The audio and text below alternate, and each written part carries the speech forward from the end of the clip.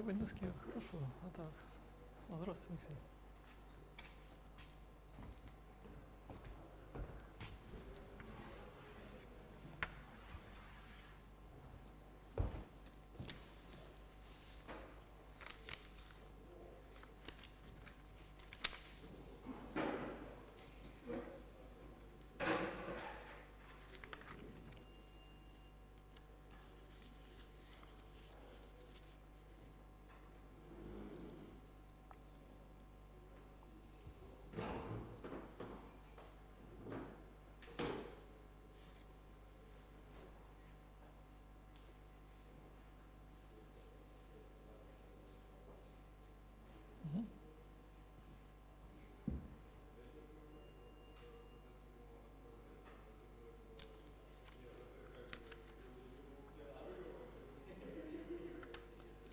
Да,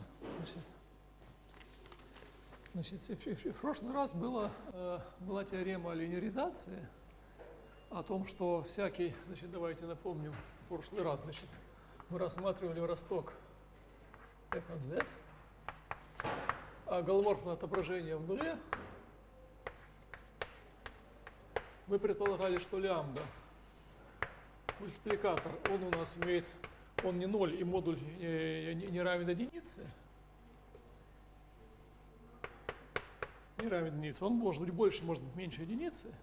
И мы доказали следующую теорему.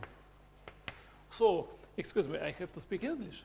So last time we have studied one-dimensional germs of conformal maps with a non-trivial linear part. This means that the multiplier lambda, which is here, is not neither zero and not of unit modulus. And we have proved the following theorem: that there exists unique germ of conformal map tangent to the identity.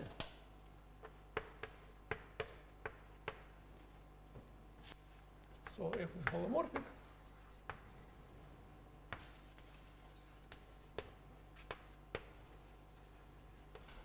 Yes, the origin that conjugates f to its linear part.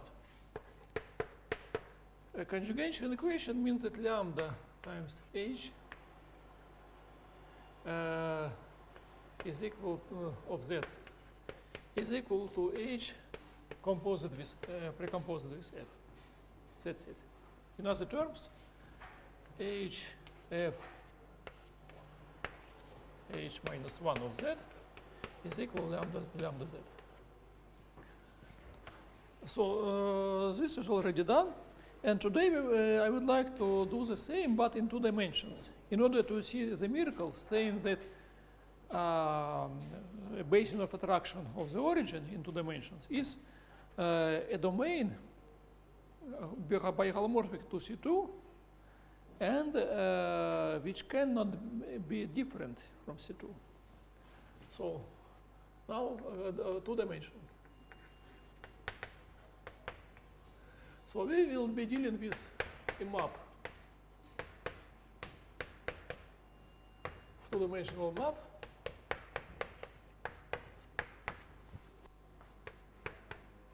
So Z is Z1, Z2, and it is holomorphic near the origin. One can say that it is germ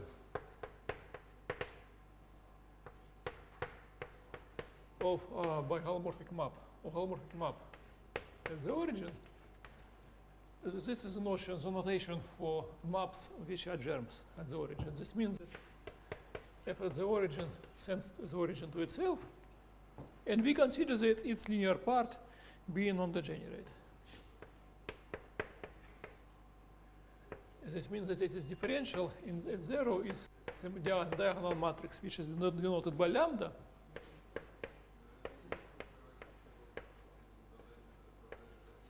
So it can be arbitrary, but we assume that it is not a Jordan cell, that it can be diagonalized by a linear conjugation. And we assume that the eigenvalues are different from 0 And we assume that they are both of modulus less than 1. And we will require a non-resonance condition.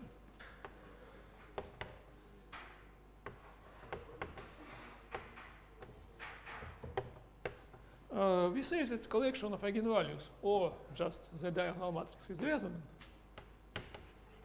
if there exists an integer m,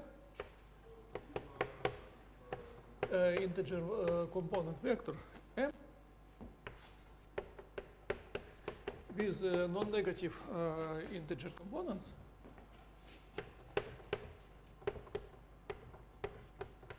and such that the sum of components is greater or equal to 2,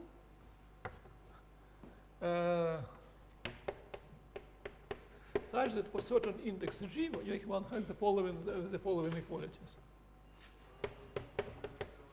Lambda g is equal to lambda power m. By definition, lambda power n is multi-index power, which is it is lambda 1 power m1 times lambda 2 power m2.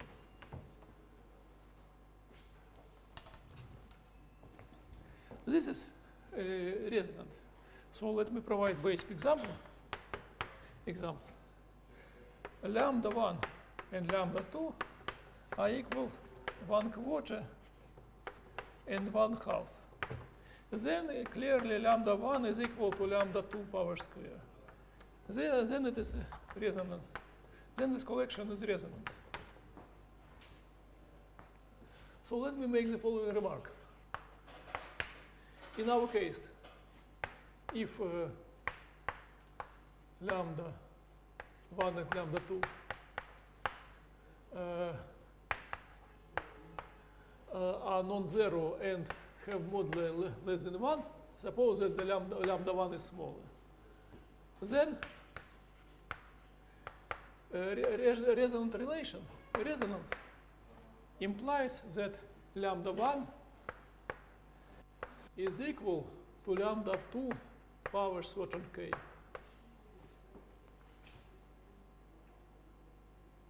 Where k is integer greater or equal to 2. Indeed,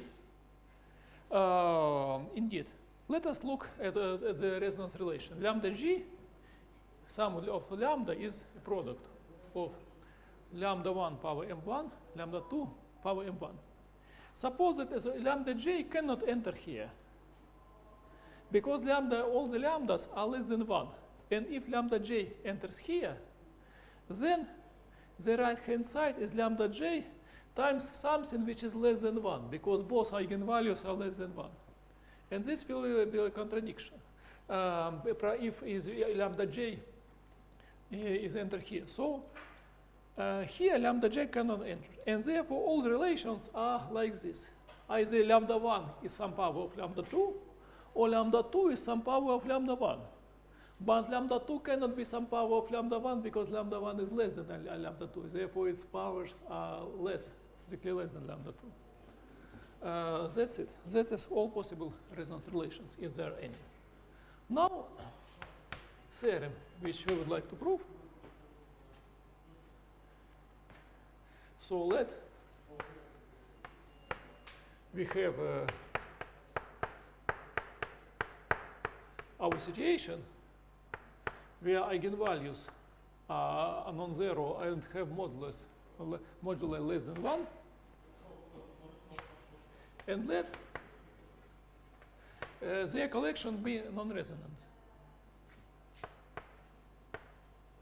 Then, for every holomorphic germ of two-dimensional map,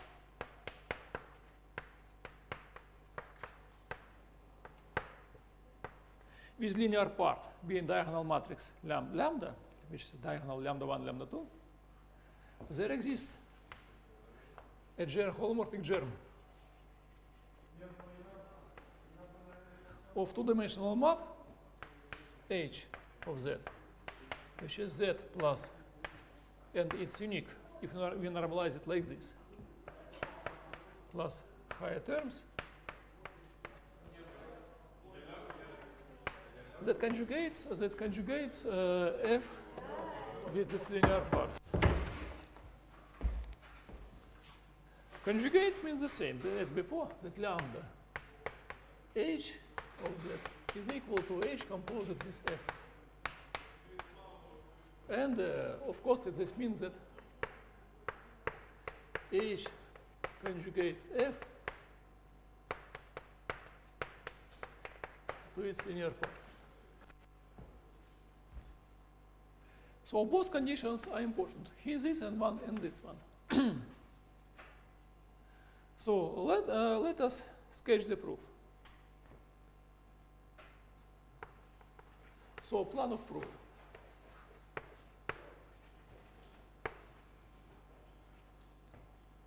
So step 1.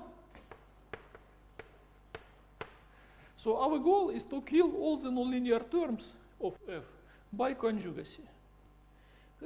So the first step states that we can kill all the terms, all the nonlinear terms up to any arbitrary big number n. So proposition 1, for every natural n, there exists a germ hn sub n, also with identity linear part,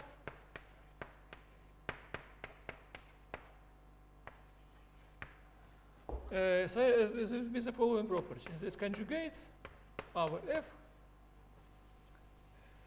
with linear part up to higher term. So let us denote so such that let us denote by fn, f sub n, the result of conjugacy of n by hn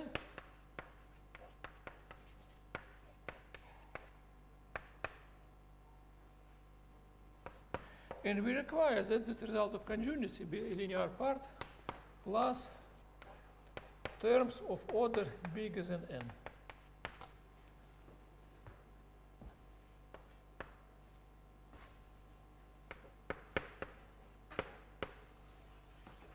And step 2. Step 2. Given fn like this, with n very big, show that the following operator L, the sign is the same as seen last time, which sends h to lambda minus n 1 h composite with fn, has fixed points in appropriate complete metric space.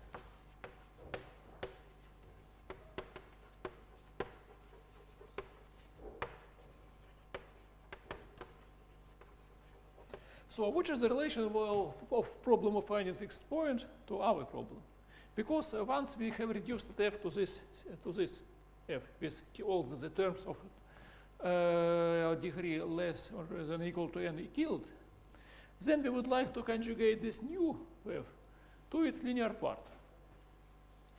But in order to conjugate f to its linear part, we have to find h satisfying this equality, but with n we replace it with fn. Just replacing ascending lambda with minus 1 power to the other side, we get the equivalent equation, saying that h is a fixed point of this operator with f replaced by fn. And that's we have to do. And thanks to the assumption that here n is very big and this remainder is with n very big, we will manage to construct such a metric space. Let us first do the step 1.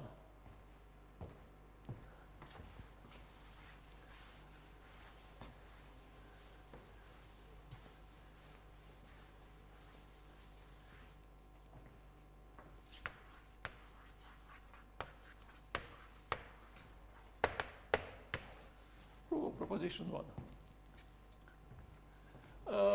It will be done by induction. So induction wise,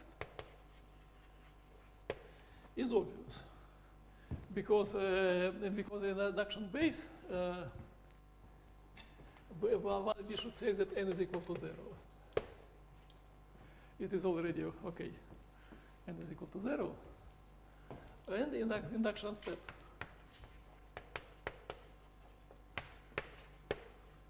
proved. Let us prove this. Suppose that it is proved for n less than or equal to k, just n equal to k. Prove. Let us prove for n being equal to k plus 1. So what does it mean we have proved for n equal k? Proved for n minus 1, say. This means that we have shown that there exists an h n minus 1 in such a way such that f n minus 1 of z is equal to the linear part plus some polynomial, homogeneous polynomial of degree n plus higher terms. And this is the induction hypothesis. And here fn minus 1 is h n minus 1 is conjugated map to f by some h n minus 1. That's it. And what we have to do, we have to make yet another conjugacy applied to a f n minus up n minus 1 in order to kill this polynomial vector, this homogeneous polynomial Pn.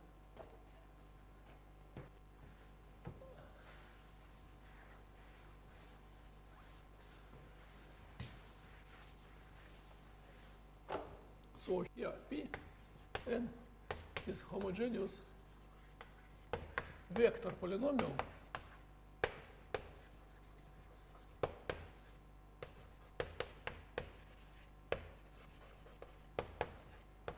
with two components of degree n. This means that each component has the same degree n.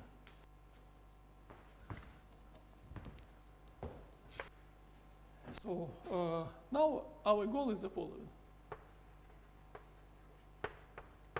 Show that there exists h small n, h small, which is equal to h small of z, which is equal to z plus qn of z, where q is also a homogeneous polynomial, vector polynomial of degree n, in such that the conjugacy by z brings our map to the same without Pn. H conjugate Fn minus 1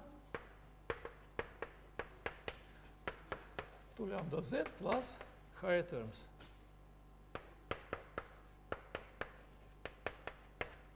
That's it.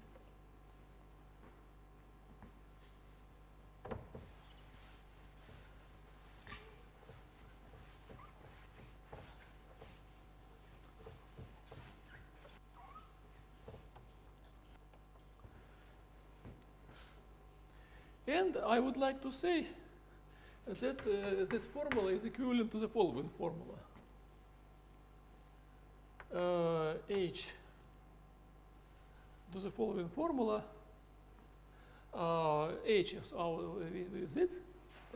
H precomposed with f minus 1 is equal to lambda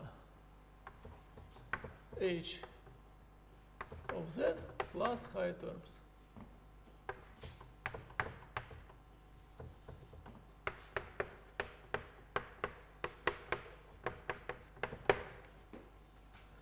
And now let us write down like this equality.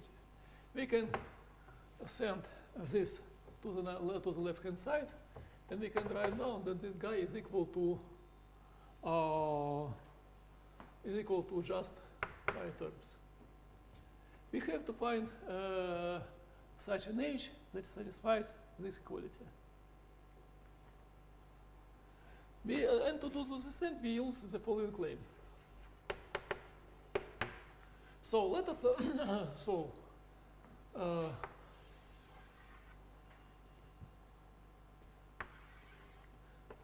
the left-hand side, this, is equal to the following. Qn of lambda from lambda z minus lambda Qn of z plus Pn of z. That's it. And plus high terms. Equivalent statement of the claim states that this expression has 0 n minus 1 jet, and its n, its lower, that is n degree n, homogeneous part, is equal to z. Indeed, let us check this. What is H? H is z plus Qn of z. So H, composite with Fn minus 1 of z, is equal to, we put z, to Fn minus 1 of z plus Qn of Fn minus 1 of z. Right? And what is it? Fn minus 1 of z, we know what it is. It is given here. Is equal to lambda z plus Pn of z. And Qn is polynomial of degree n. Homogeneous polynomial of degree n. And here we substitute lambda z plus higher terms. And I claim that Qn, this Qn of z is equal to this guy, Qn of lambda z, plus higher terms.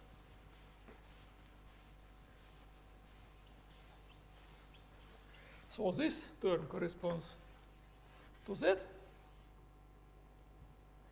and the next term, Qn of lambda z, plus higher terms. So this is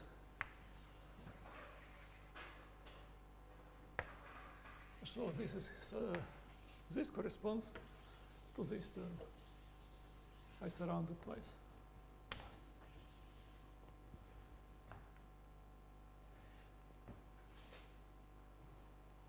And so why it is true? Because this, what is this? It is Qn of lambda z plus higher terms plus O plus O modulus z power n, right? Linear term plus higher term, right?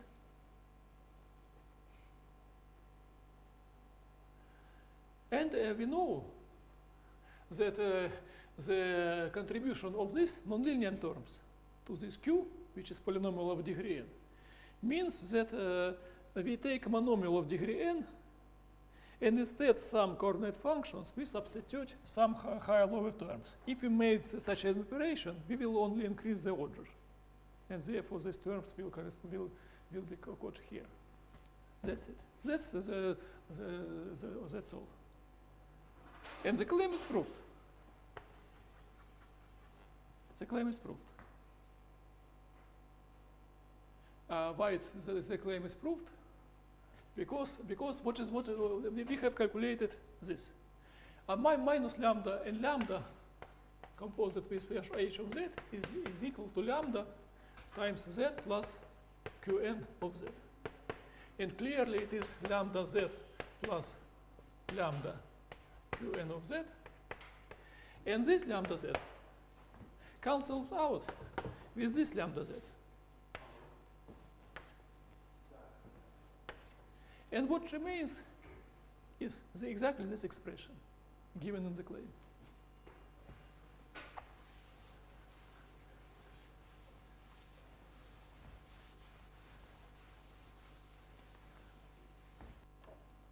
So the claim is proved. Now, what's our goal? Our goal is to construct such f for which this is true, for which this be true. And but our claim states that the only thing, the only part here of lowiter of terms of d power n is given by this formula. So on the proposition 2, let's consider the following operator. Operator, how do you call it? L. No, L, it was mu. Qn is sent to Qn composite lambda with lambda minus lambda Qn. So here, this term is the same as mu applied to Qn. I claim that it is an isomorphism, automorphism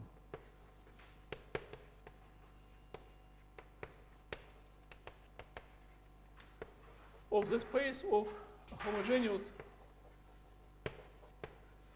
vector polynomials.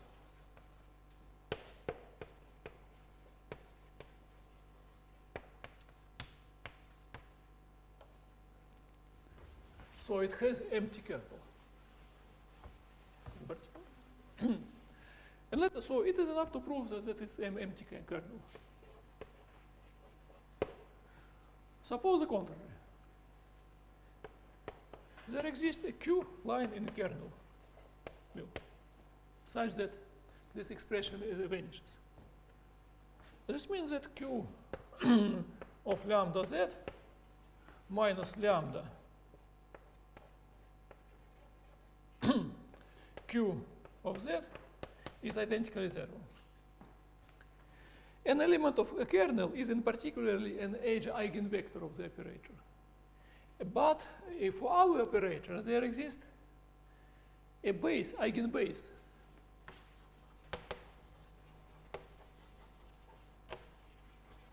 for the operator mu. So let us consider that C2 have by base, so let's denote basic vectors of C2 by E1 and E2.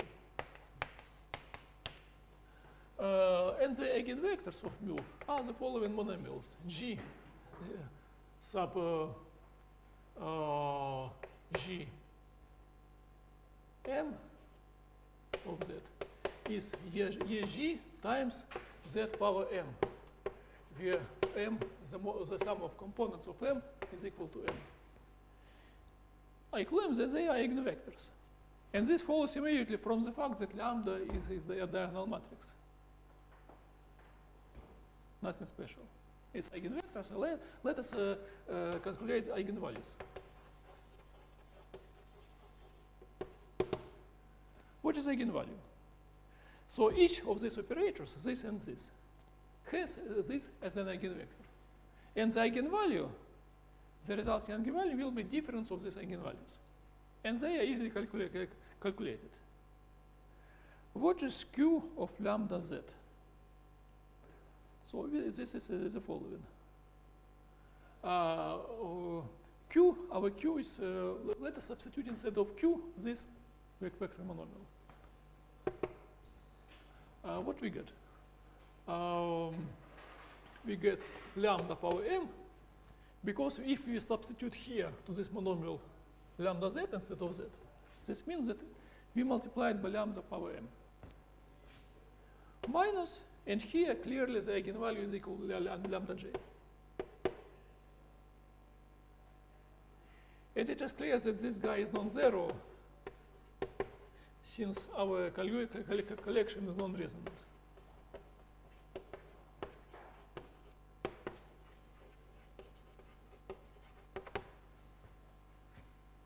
And therefore, this operator mu has all the eigenvalues non-zero. And therefore, it is an isomorphism.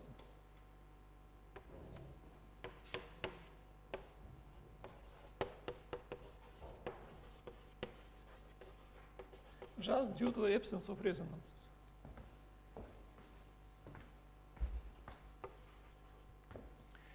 And now we are ready to finish the proof of proposition 1.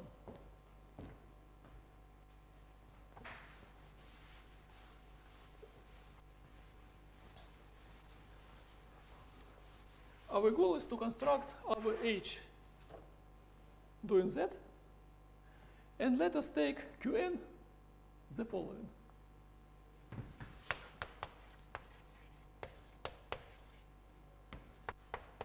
The inverse operator of mu applied to minus Pn.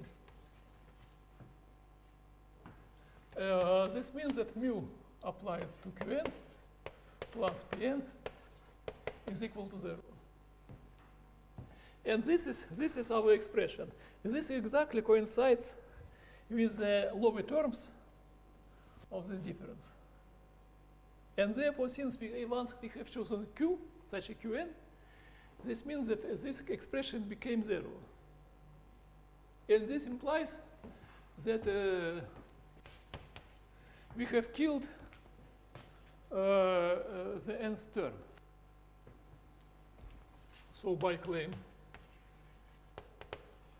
2, it implies that we have that H composed with Fn minus 1 of z minus lambda H of z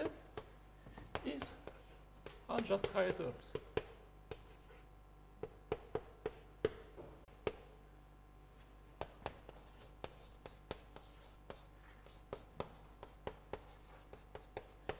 And this finishes the proof of the induction step. And this finishes the proof of proposition 1.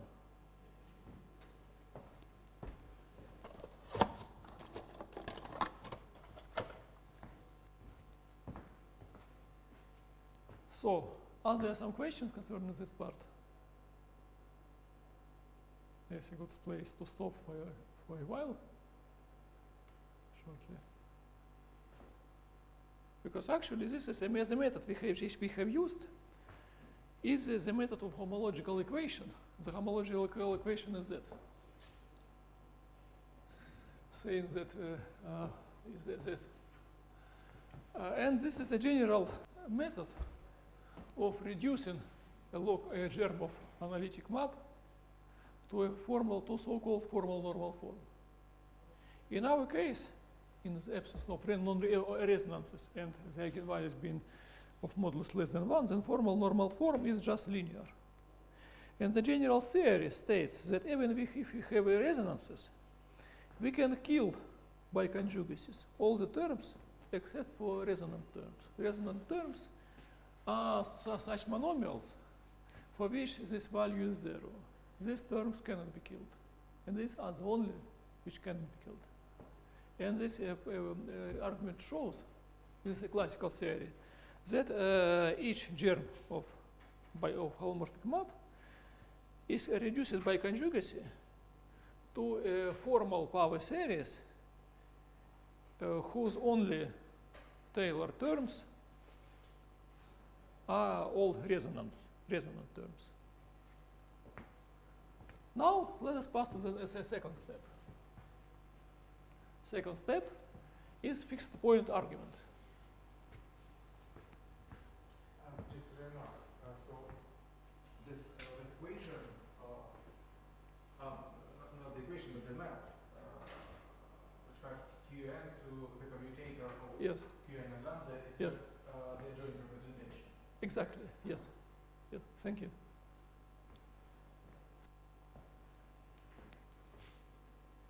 the adjoint representation of algebra of linear operators, right? Of matrices, of GL small, of Yes, we consider Yeah. John's holomorphic maps. Yes. We consider the adjoint representation on the, I guess, on the dimension space. Mhm. Mhm. Thank you. Yes, basically the first step is to just solve this linear problem on the level of the adjoint representation, and then to show that the original problem about holomorphic joints have Mhm. Thank you. Okay. Okay, let me erase all this stuff.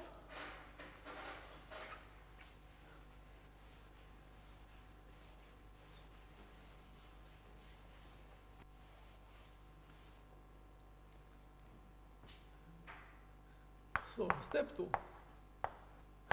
Fixed point argument.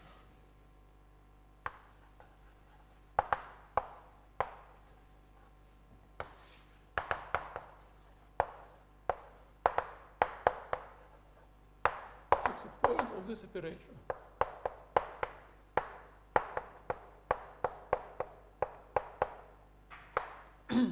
So here we suppose that f already, f replacing f by fn, we suppose that f is coincides with the linear part up to high order terms, where n is very big. And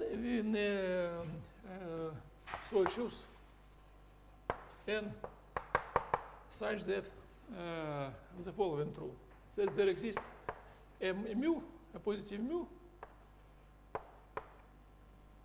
for which the following inequality holds.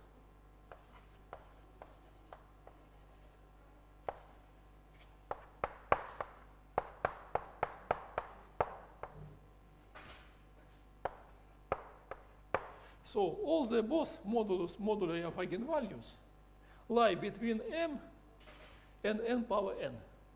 That is our n which we choose. It's just to be sufficiently big in order that this be satisfied.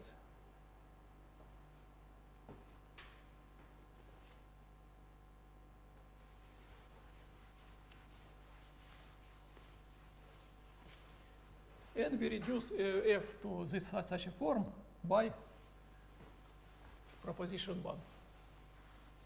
And we consider that if all f is already in such a form. And then let us construct Banach space, let us construct metric space where we will be looking for a fixed point. So first let us consider the following Banach space. So let us choose. So we will denote by Z the Euclidean norm.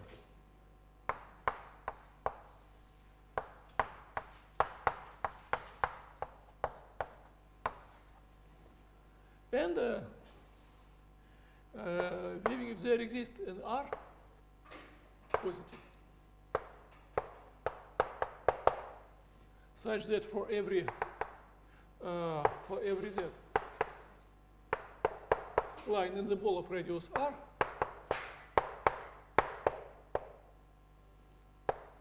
in the closed ball of radius R, we have the following: f of Z, the norm of f of Z is less than or equal to mu. Is less than or equal to mu times the norm of Z. One can achieve this by choosing R small enough, like in the argument last time in one dimension. And next, we will consider the space M, the space of the following maps: H of Z, which is Z plus Q of Z, where Q of Z. So they are holomorphic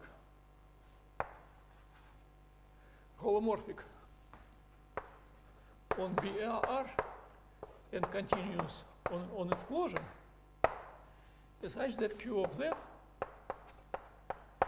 is a quantity of order at least n, or capital of the norm of Z power n.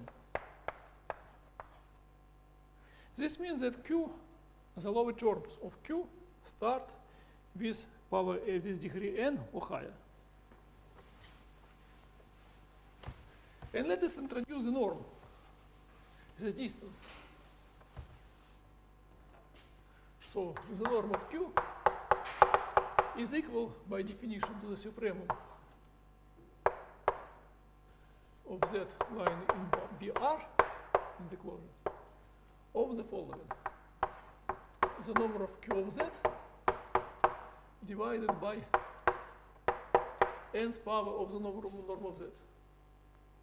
The same as before, but in 2 dimensions. And let us define the distance. The distance between different h is the same as the difference as the distance between the corresponding Q. Is the norm of difference of the norm of difference. That's it. It's the distance.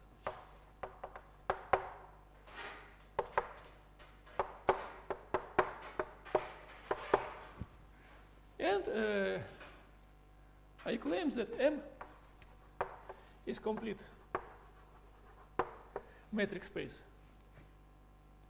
It is the same level of statement as last time, but just in 2 dimensions.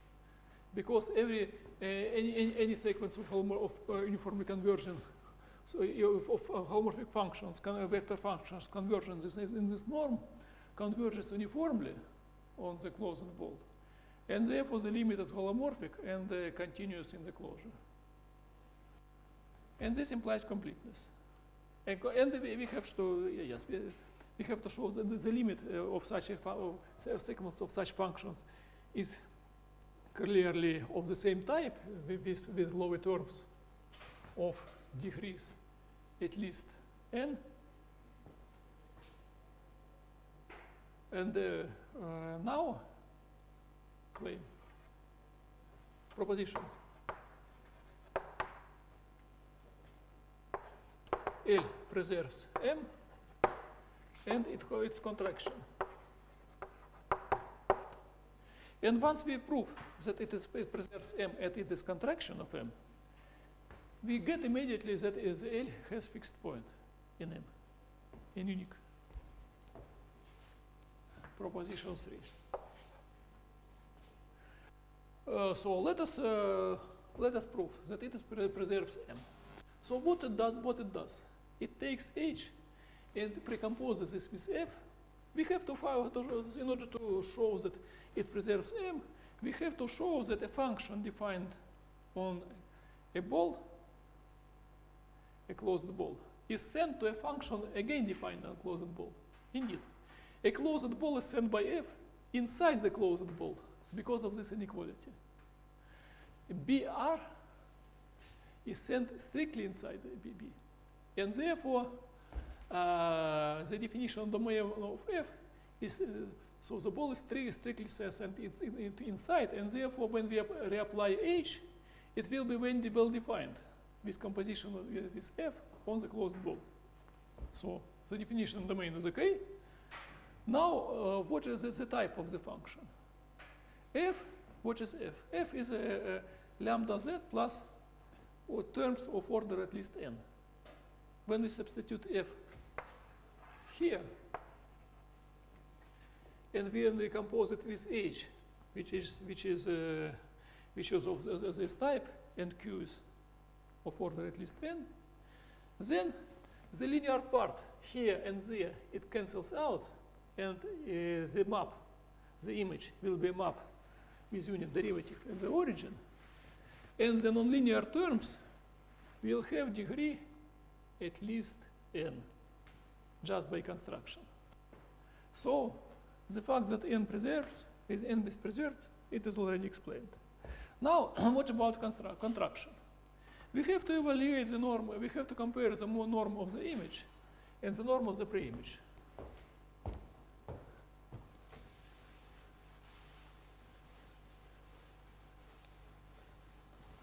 So the norm is a supremum of something, and let us write down. So norm L of H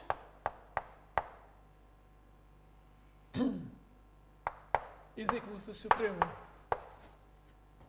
LH of Z divided by by Z power n. And let us write down this as follows. Supremum L is supremum on the closed ball, LH of Z. Supremum lambda minus 1 H composite with F of Z.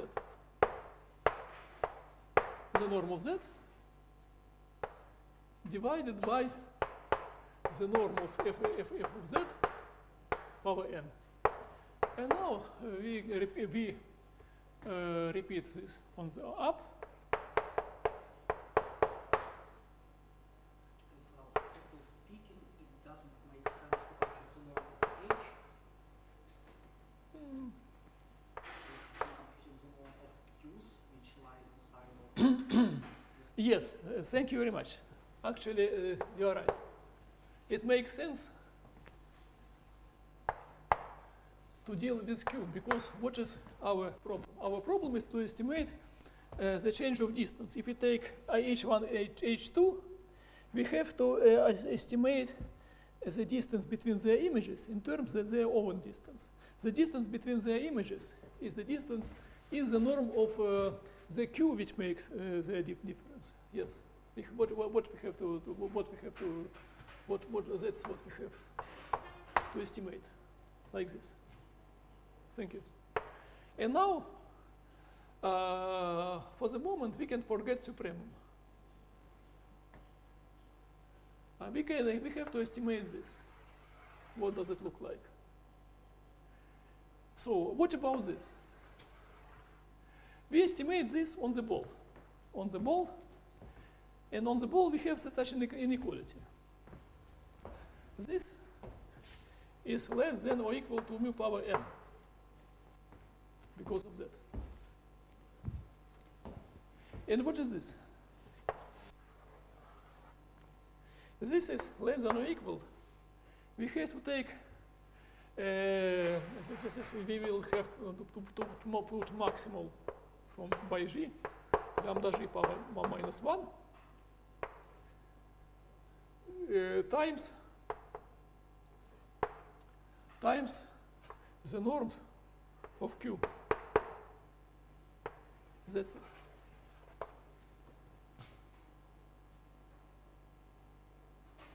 Because for the norm of Q, we have this expression. And there, we do take the same expression multiplied by matrix.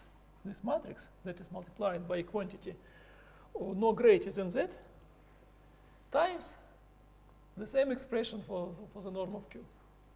Because F contracts the ball. And therefore, we evaluate this supremum not on the whole ball, but on a smaller subset. It becomes again less. And therefore, all this, the product is less than or equal to the following. 1 over minimum modulus of eigenvalue times mu power n times the norm of Q. And this ratio is less than 1. This is ratio, let us denote by eta. And we know that eta is less than 1. And therefore, this is less than or equal than eta times the norm of Q. Eta is less than 1 by our assumption, by our choice of mu.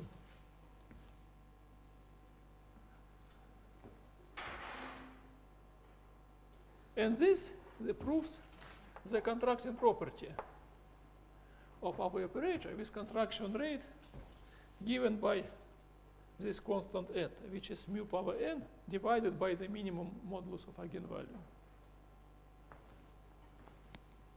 And this finishes the proof of the second step. This contraction property implies that our map of operator has fixed point and unique, and this fixed point gives our conjugacy.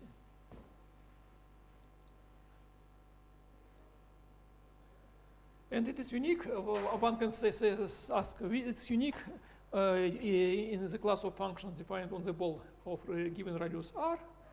But if it is not unique in the smaller ball, then we can apply, we can get a contradiction applying by the same argument in this smaller ball and get uniqueness again by contraction property.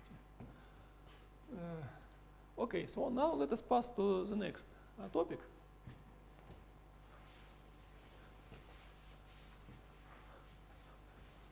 Polynomial automorphisms.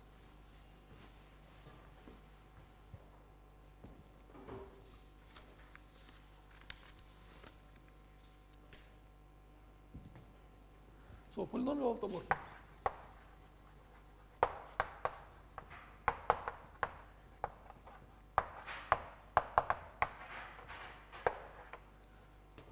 So polynomial automorphism of C2. So the definition. A map is the polynomial automorphism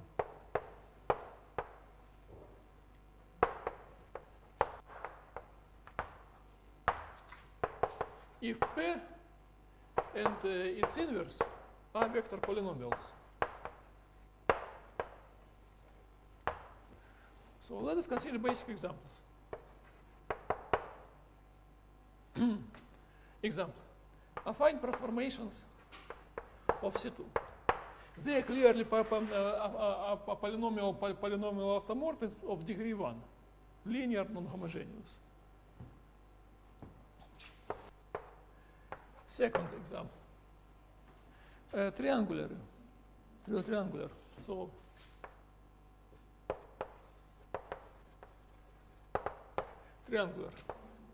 Z1, Z2, ascend Z1 to Z1 plus P1 of Z2 to Z2, where P1 is polynomial.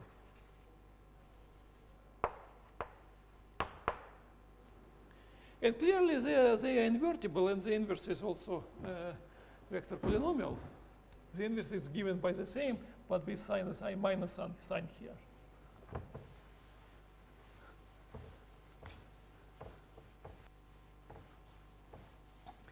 And the famous theorem due to Jung states that all the polynomial automorphisms are generated by those ones. Theorem. Jung, so which year? It's interesting. It is 1942, and in the name of Jung, it's it sounds German name. So during the war, he obtained such remarkable result. The group of polynomial automorphisms of C2 is generated by affine transformations and triangular. Generated as a group. And I would like to advertise a very beautiful result of a French mathematician Stéphane Lamy, who proved contemporary proof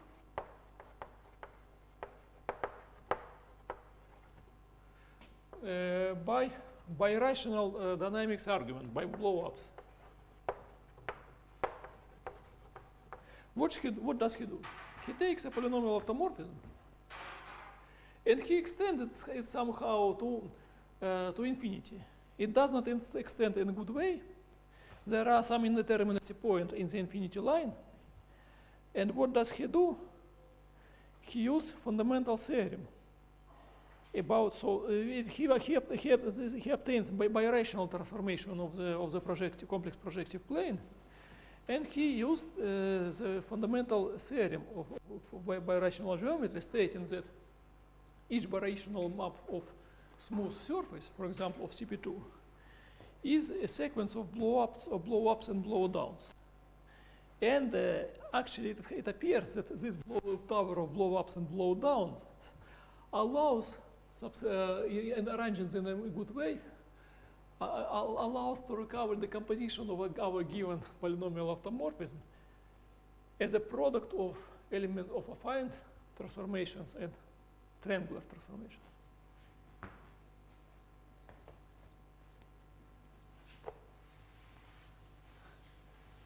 So it is published in Enseignement Mathématique.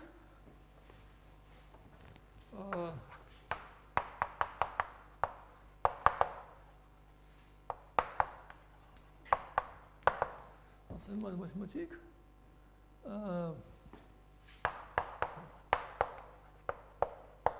That's it.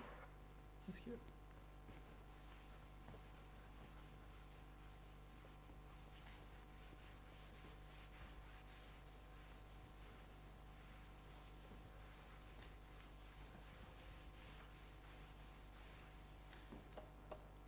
So now, what we would like to do? We would like to consider a polynomial automorphism which has an attracting fixed point and show that the basin of attraction of the fixed point is biholomorphic to C2. That's our goal.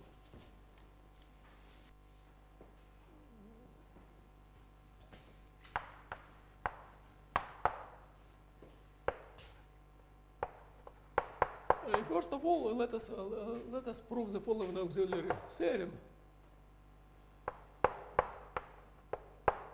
Consider just an injective map, holomorphic, injective, and let it sends the origin to the origin. It has fixed point, which can be considered as origin, and consider its linear part.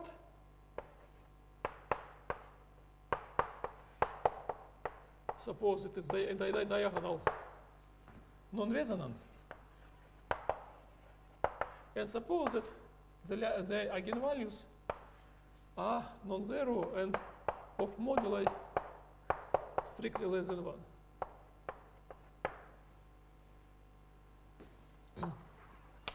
And let B denote the set of those Z such that there exist, such that the iterates converge to the origin as m tends to infinity.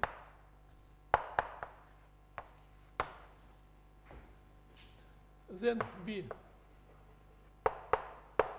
is open map, and local linearization H of Z satisfying the previous equality, lambda H is equal to H composite is F, extends holomorphically to B. That's it. And H sends B biholomorphically to C2, onto C2, on all of C2. Let's prove this.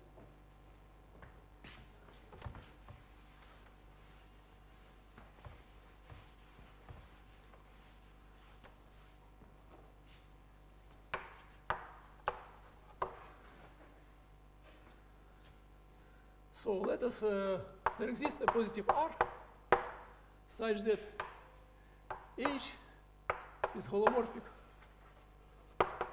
on a ball of radius R by our linearization theorem.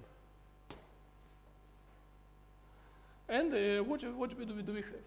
We have that H conjugates F with this linear part. And we know that the powers of linear parts converge to 0 as m to infinity, because the eigenvalues are smaller than 1. And therefore, this implies that the iterates of m converge to 0 uniformly on our closed ball. Because on the image of this closed ball, the lambdas converge to 0. Lambdas are conjugated to these iterates. And therefore, this implies that B contains our closed ball. Already it contains, yes. And now let's show that it's open. Suppose that we have some Z whose iterate comes very close to 0, and hence it converges to 0 by convergence of iterates on the ball, BR. Then any closed point to the given one also arrives to the same ball, inside the same ball, by some iterate. R also arrives close to 0, and therefore its iterate also will converge to 0. And there is, therefore, B is open subset. Now, let us show that the linearization map extends to all of B. That our ball is small, and we can consider that our ball is strictly inside itself.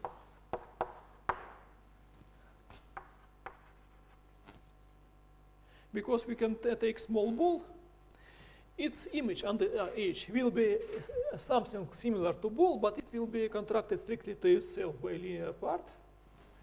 And therefore, it will be the initial ball will contract to itself by F.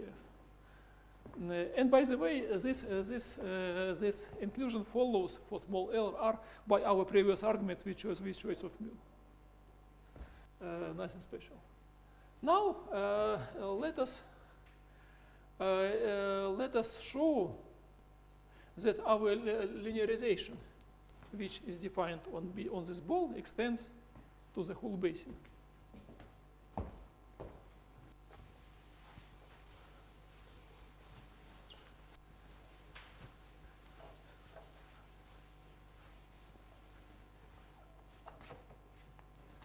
Extension of H from B, from the ball to B. So we have the following claim, quite obvious claim that B. So let B is an exhausted is a union of successive preimages of BR. Let V1 be denoted by B, V0 denoted by BR. V1 denote its preimage. V2 denote its preimage again, etc. We claim that B, they form an exhaustion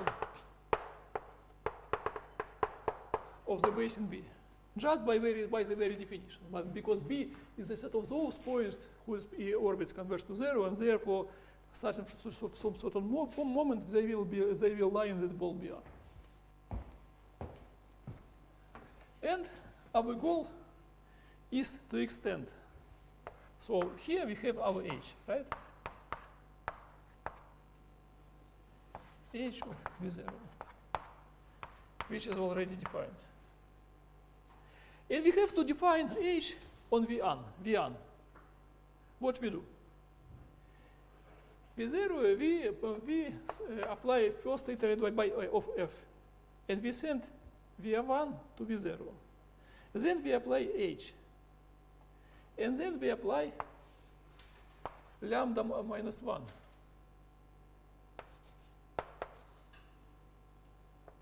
And let us denote this composition by H1. This composition, this, and this. And we claim that H1 is identically equal to H on V0. That H1, defined in this way, is indeed extension of H.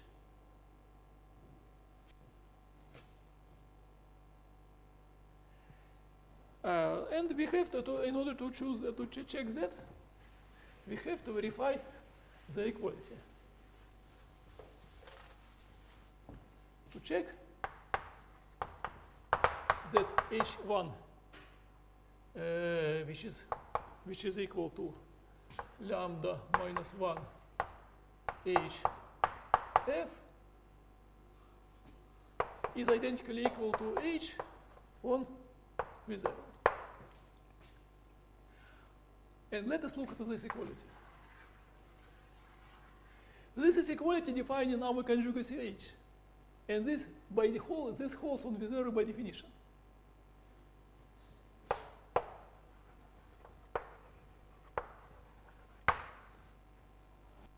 And therefore, this is indeed an extension of H from V0 to V1. And then we continue. We construct H2 in the same way.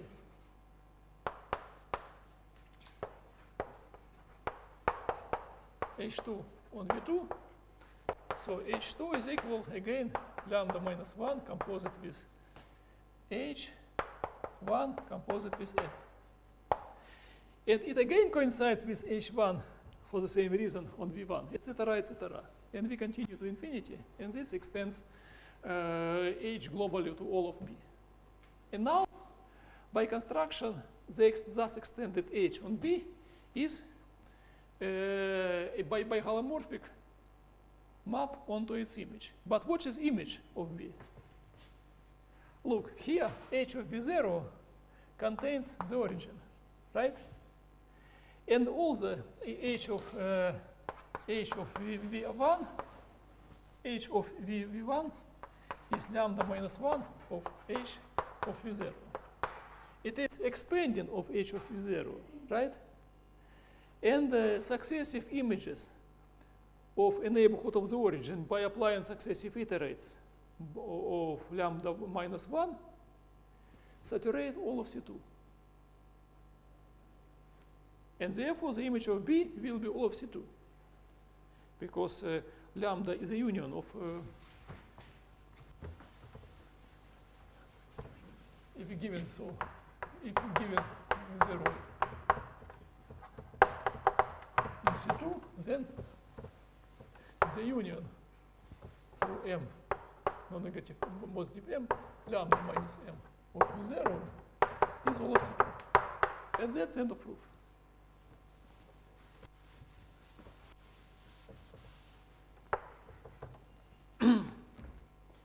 Now, I would like to make a small remark.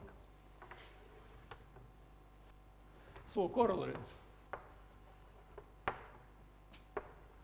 Let corollary. Let F has another fixed point Q different from 0. Then Q does not lie in our basin B. And therefore, B is a subset of C2, different of C2. And B is biholomorphic to C2.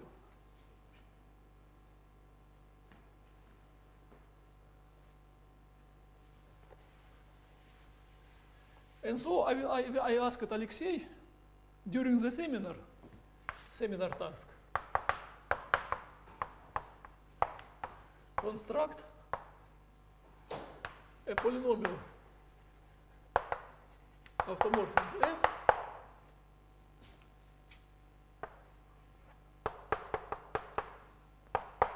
satisfying all the statements on the eigenvalues and having extra fixed point. And then, for such a polynomial, we get the attracting base, which is a copy of C2, but different from C2. Such a domain is called, which is a copy of C2, but different of C2, a domain of C2. It's called Fatu Bieberbach domain.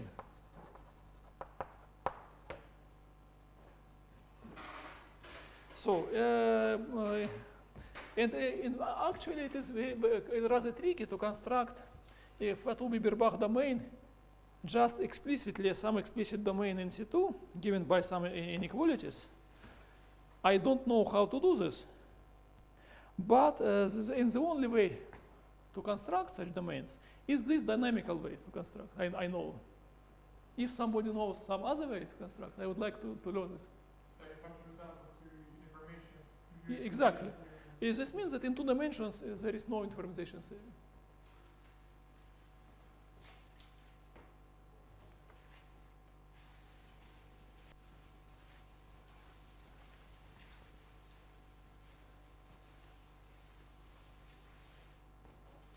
So what's next? What we should now do next?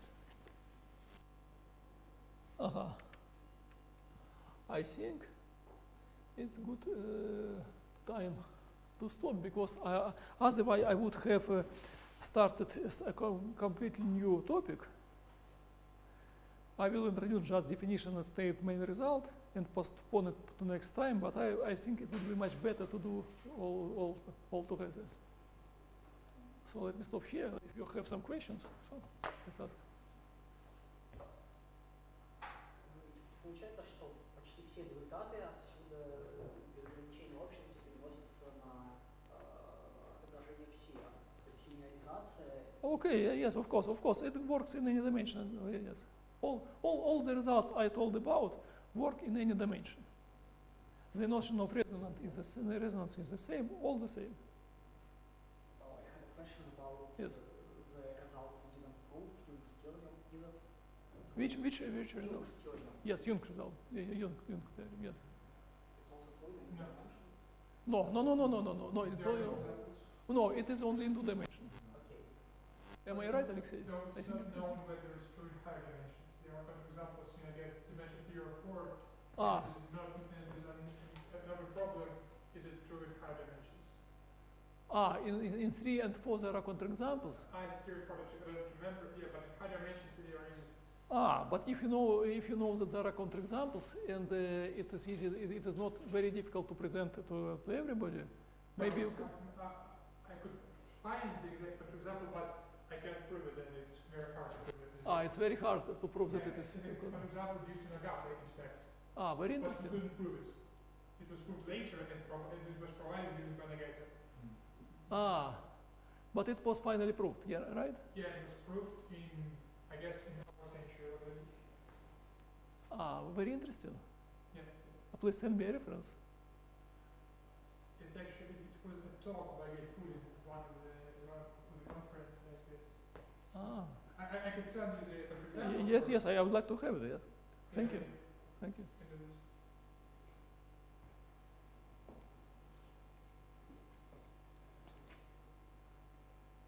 And what about Stefan Lamy's argument with blow-ups?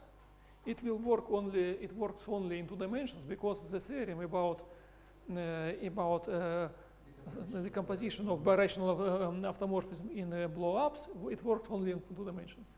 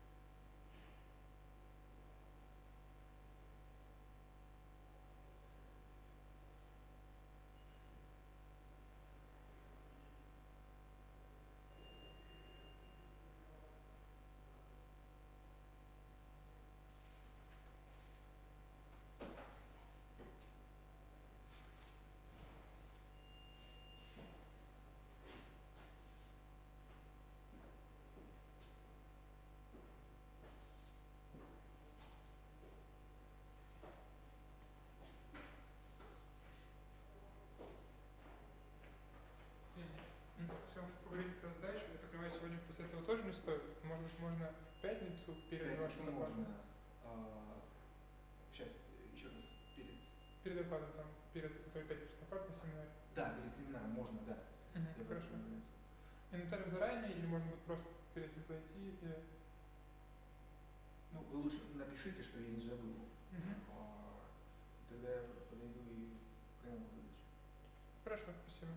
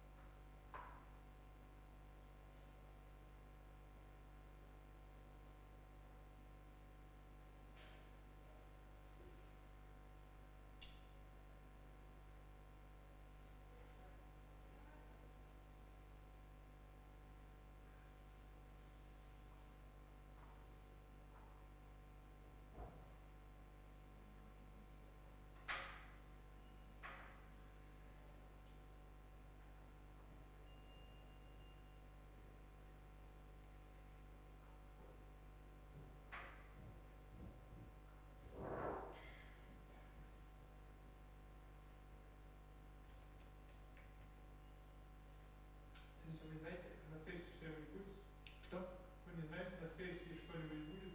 На следующей неделе, ну, вроде да, потому что, ну, как бы, Мы договаривались сейчас как раз, проводить ли обычное занятие или нет. А, ну, вроде говорили, что Наши да. голоса были за то, чтобы проводить. всё.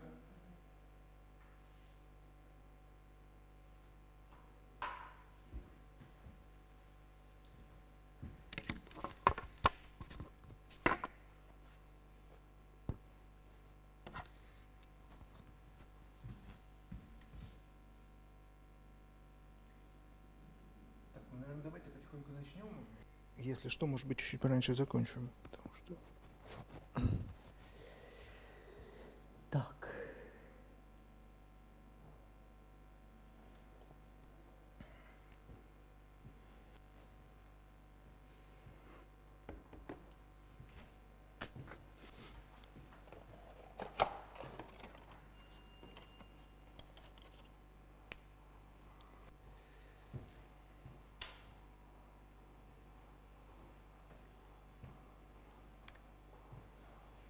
Okay, so let us start with a problem from one-dimensional dynamics.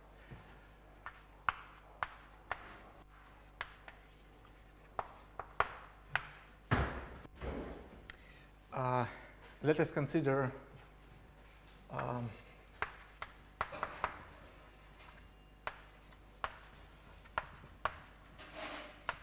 germ of a conformal map.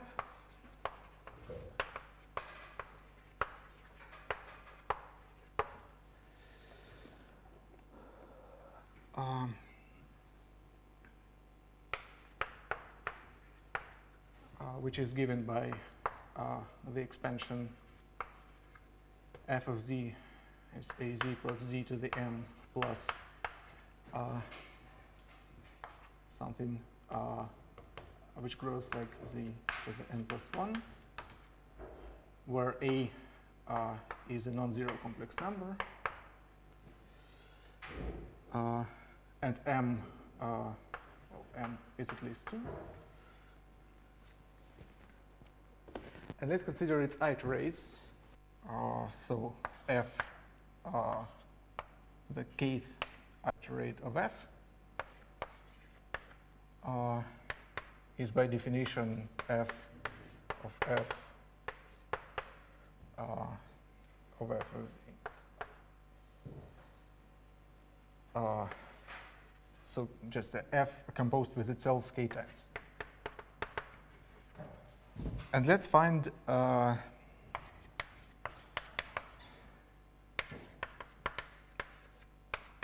lowest nonlinear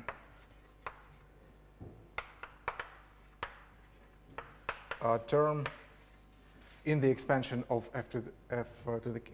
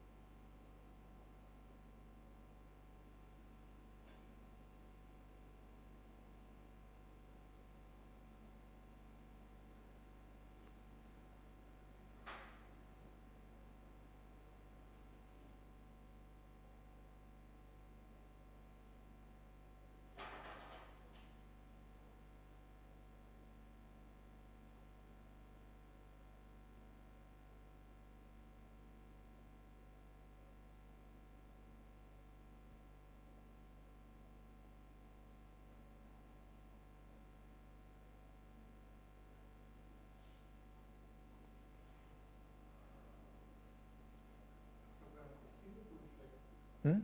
А тут прям красивое получается. Ну,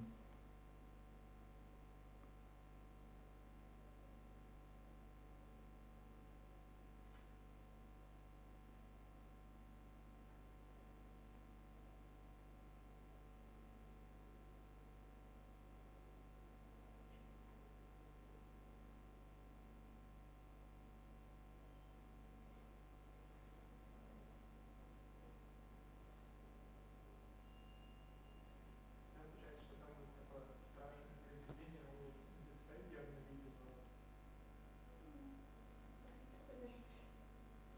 я могу попробовать. ну попробуйте, да.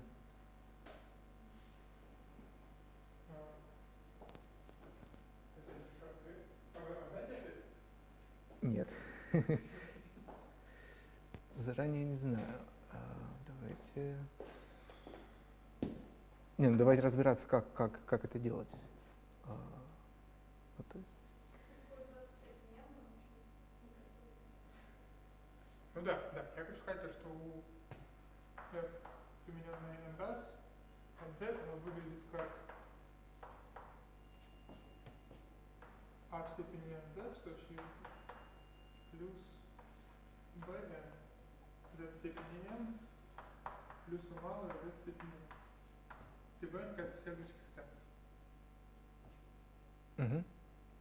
Вот. Давайте посмотрим, как ее получить. Мы это знаем. Знаем, что чтобы 1 это 1. Да? Ага.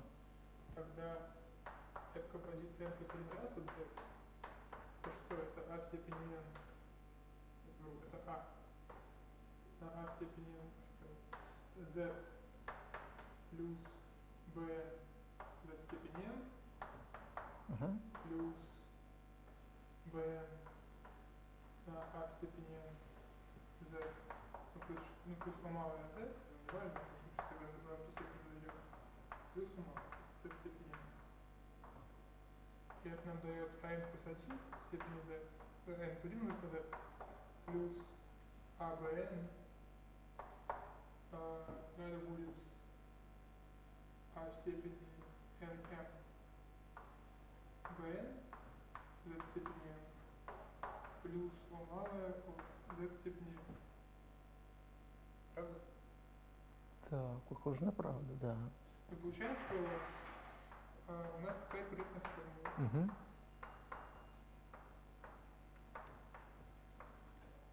Ну а значит, доказывать, там вот К у нас, это ну, вот такое, что-то типа, скажу, а в степени К минус 1 умножить на произведение, ну там у нас и равно 1, до чего, ну, поймем, Угу. 1 плюс а в степени n. Последняя степень, которая должна появиться, у n плюс 1, это была бы n минус 1, то есть это будет типа k минус 2.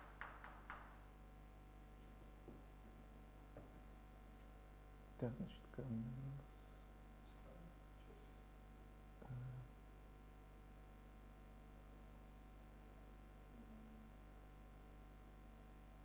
Я вспомнил следующий.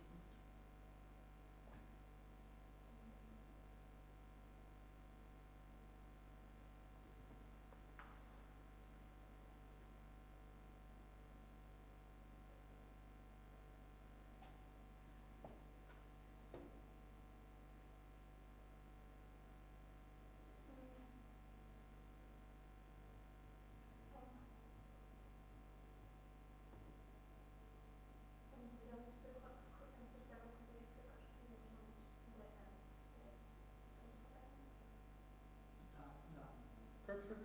Не должно быть b перед вторым слагаемым в n плюс 5 Здесь? выше, здесь слагаемое, а вот здесь скобка не должна быть b. Мы же поменяем исходное, Да, это правда. вот. Соответственно, там немножечко поменяется.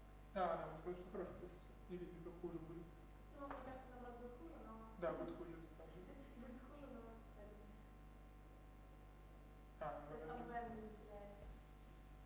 Ну, хотя нет, тогда может посчитать.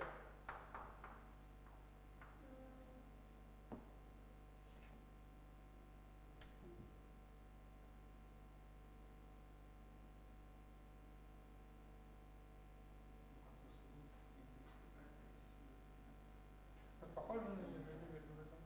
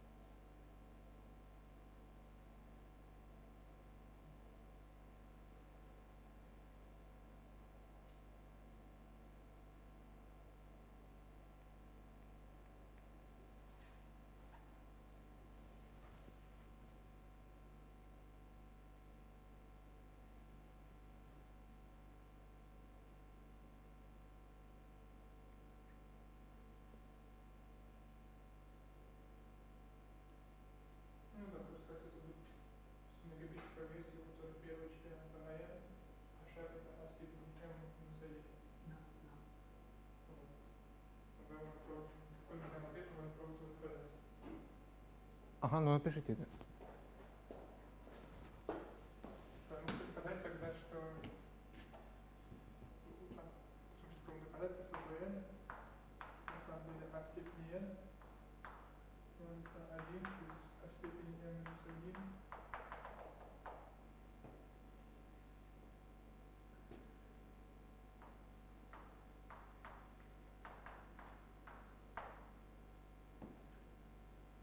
Допустим,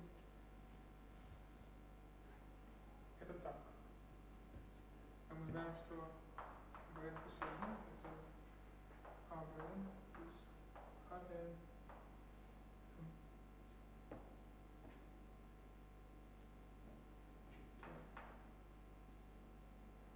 А в степени n плюс 1 на 1 плюс сумма плюс а в степени nm минус n минус 1. Ну, исходится. Что-то нехорошо.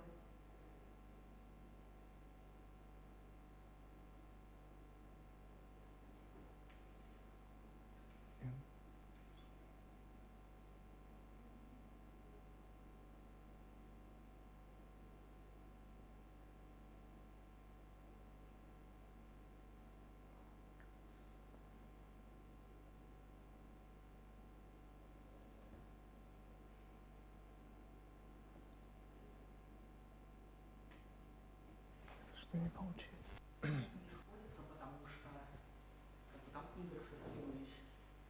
Там с точки верно, что bn это а в степени n минус 1. Да, наверное, да. Потому умножить что, на ну как бы здесь 2, а здесь минус 1. просто а в первой. Поэтому, наверное, там минус 1 должен быть. Да, это должно быть так. Да, или просто Справа там, где произведение в степени а тоже, чтобы там было n слагаемых. да, мне просто начиналось не нравиться с нуля, поэтому у меня все работало. Тут можно тоже ладно, что Можно писать двойной плюс.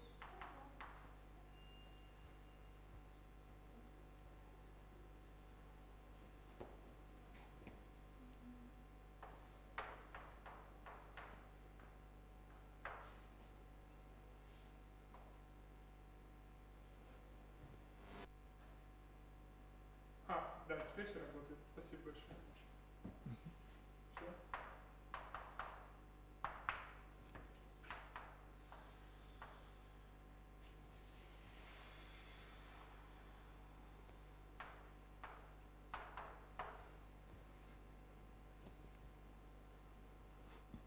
Так, извините.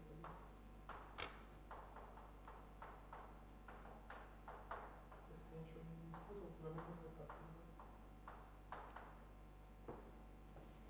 надо мной написал формулу суммы геометрического качества поделим такая.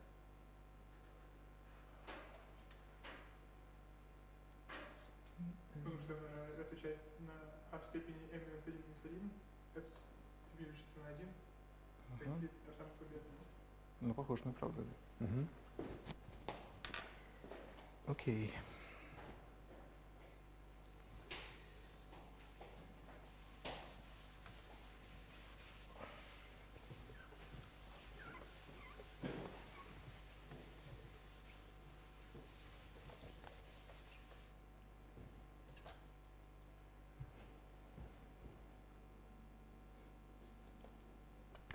Okay, so the next thing we want to discuss is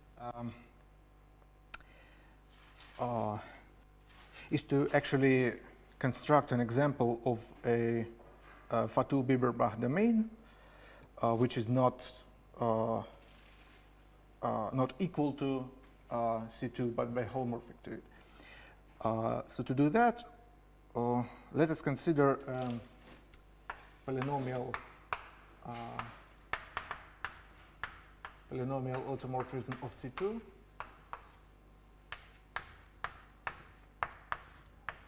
which takes 0 to 0.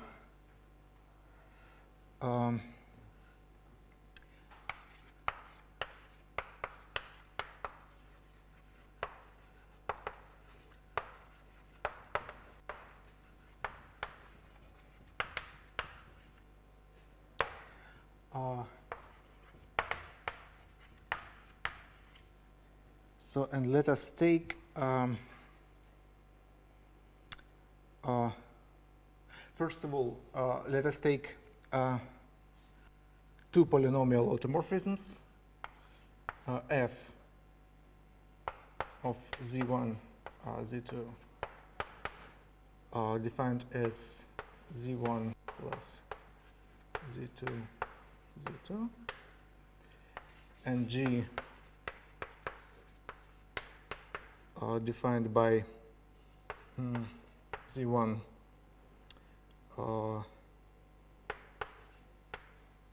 z1 squared plus z2,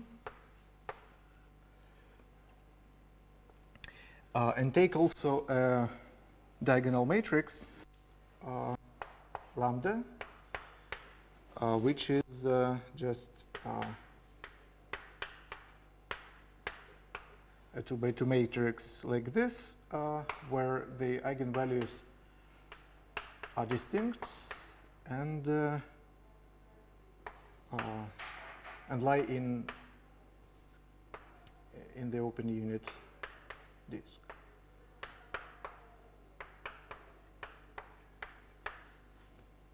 Okay, and let's construct an automorphism. Okay, let's construct an automorphism by taking so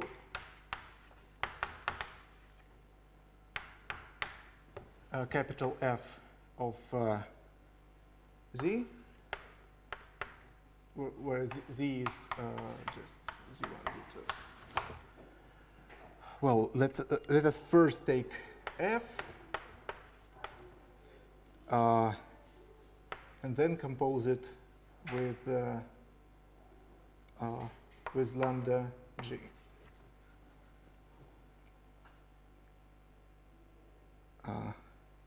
Well, more explicitly, just in coordinates, it will be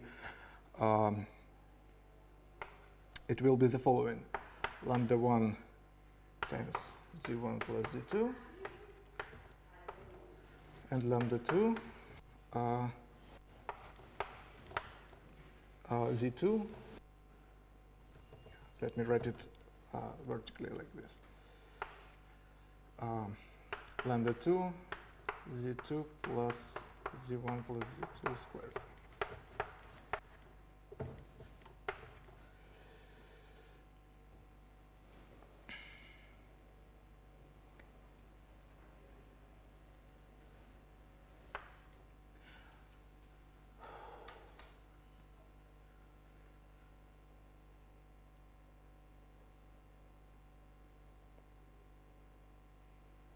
Okay, so let us,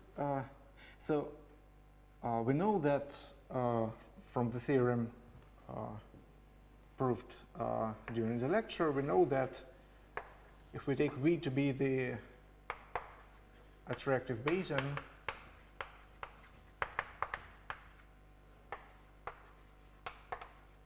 of F, then V is biholomorphic to C2.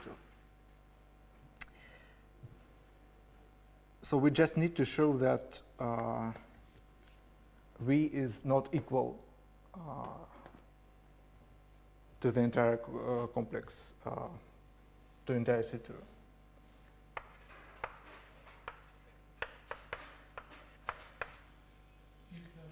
Oh, not of this one. Sorry. If lambdas are not resonating. It's the standard conditions of inequality that they are not powers of each other. Yeah, non-resonant, of course. Yes, thank you. Just show that V is not equal to the entire C2.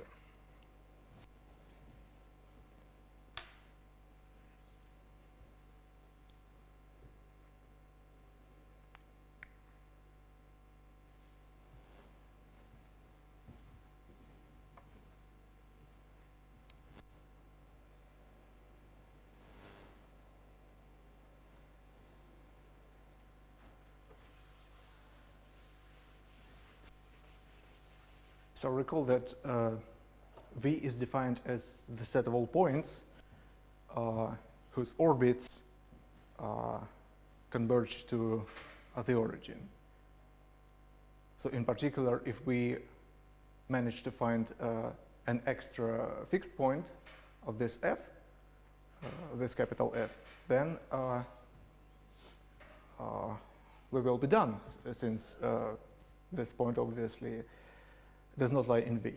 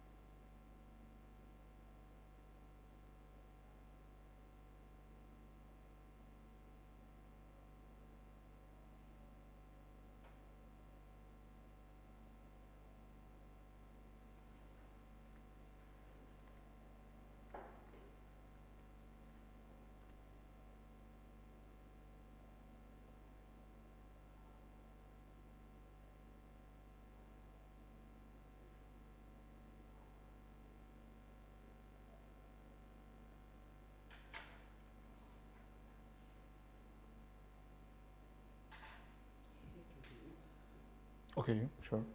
This is just basic algebra. We need to solve a system of two equations, one which is linear and the second is quadratic. So Yeah. we need to solve the one system.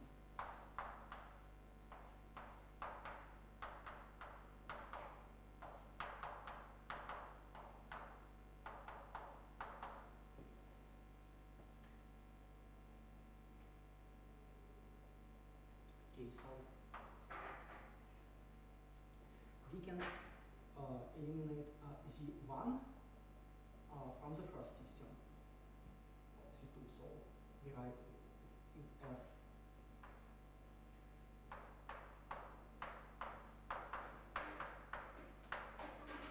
Mm-hmm. and then we just substitute that into the second equation. So we have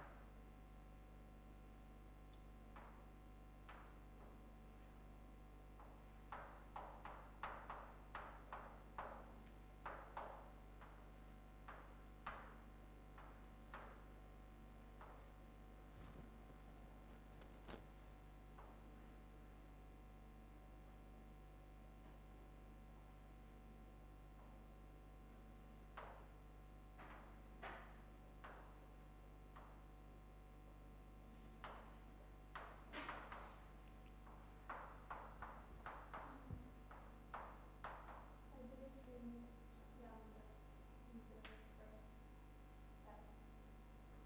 Like we have lambda 1. oh yes.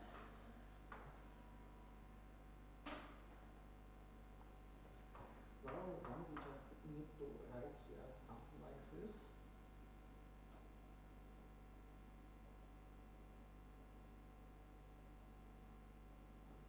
What is this? This is like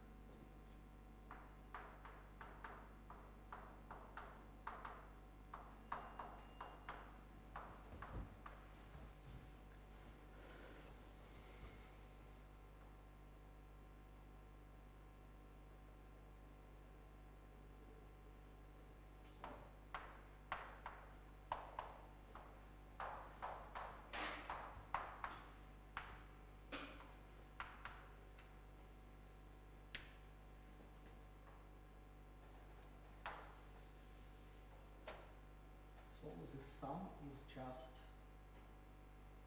okay. Yeah, the sum is just obviously Z1 over lambda.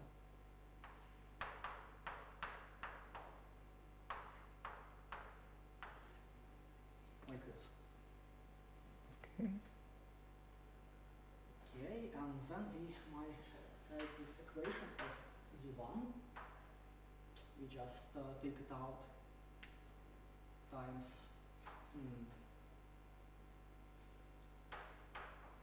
and we bring everything to the left hand side. Lambda 1 minus 1 plus lambda 2 1 minus lambda 1 over lambda 1 plus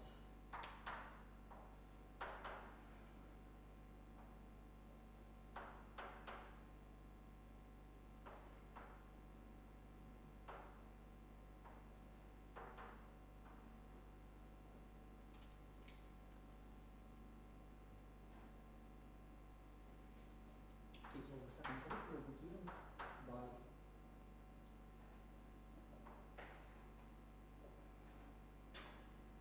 lambda 1 squared 1 minus lambda 1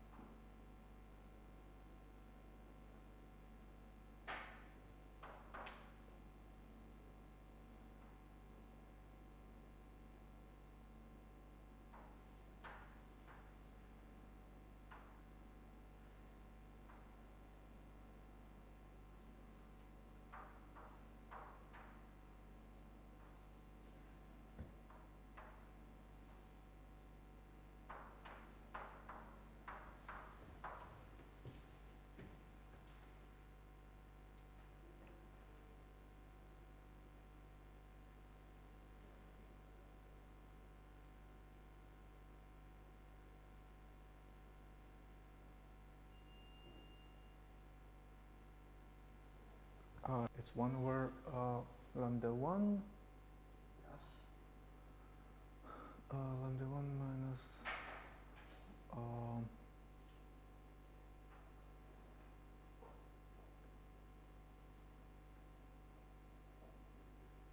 okay. And here we have now here we have additional lambda 2, so we factor this wrong. So this was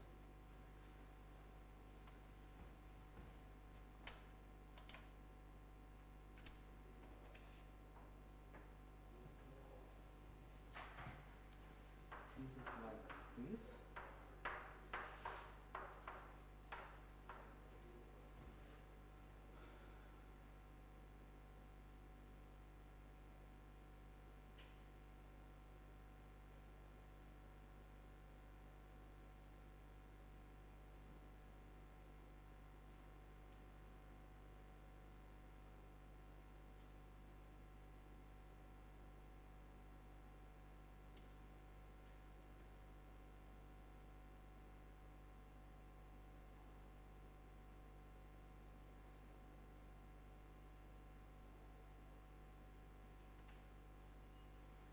Okay, I'm still doing wrong. Okay. Let's write it out properly.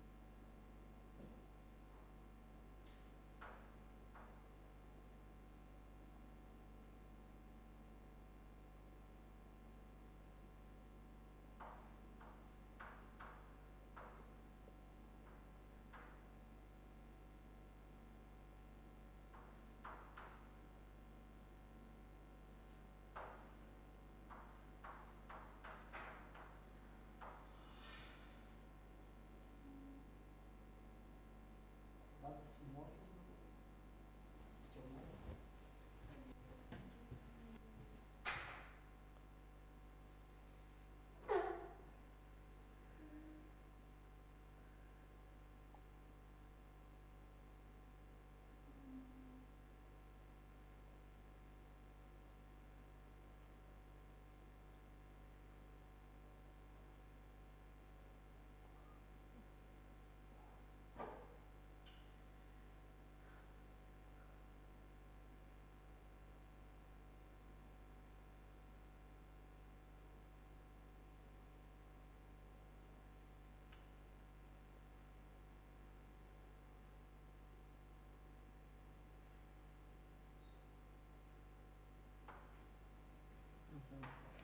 Yeah, that seems right.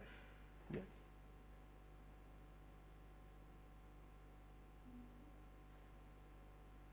okay.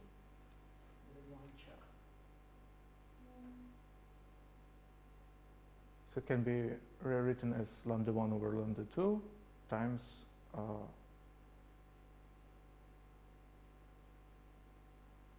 yeah, if you just So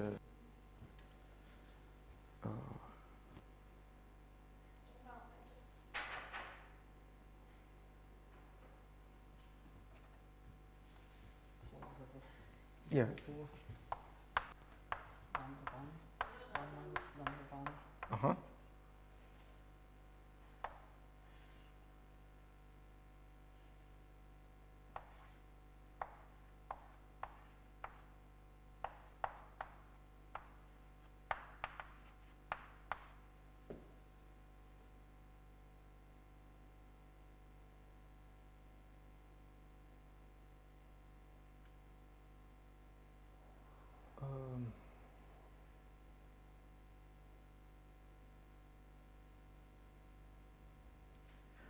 I would rather say it's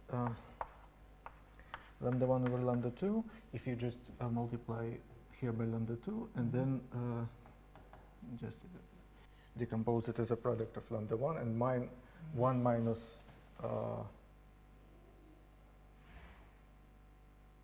there will be lambda 1 something.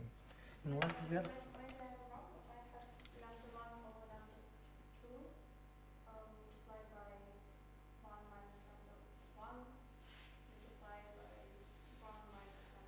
Yeah, that seems correct. So, Just somehow I guess the sign is probably, there is an issue with the signs.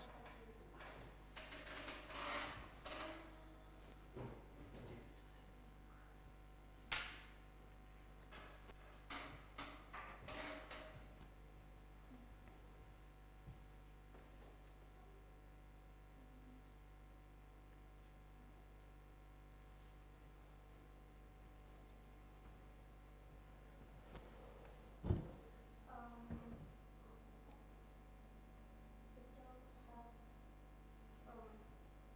during the first step on the right, you don't have, no, previous step, no, on the left, yes, here. On the right of the page, you don't have, you don't divide it by I forgot to. yes. Okay.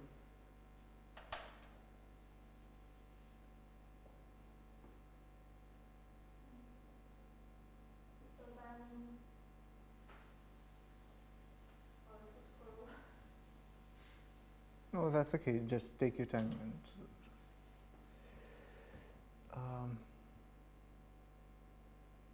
So then we may multiply the elevation by lambda 1 squared. Okay. So I guess we get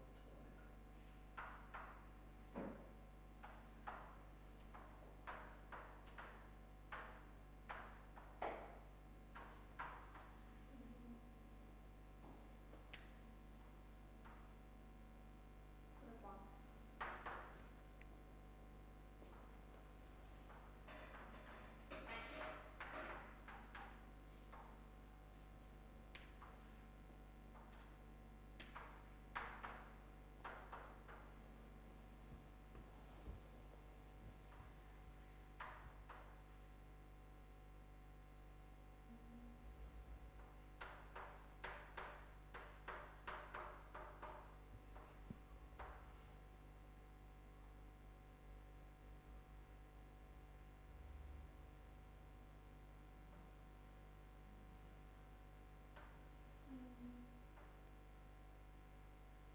You should also multiply this one in your first line by lambda 2 because it's similar to the whole.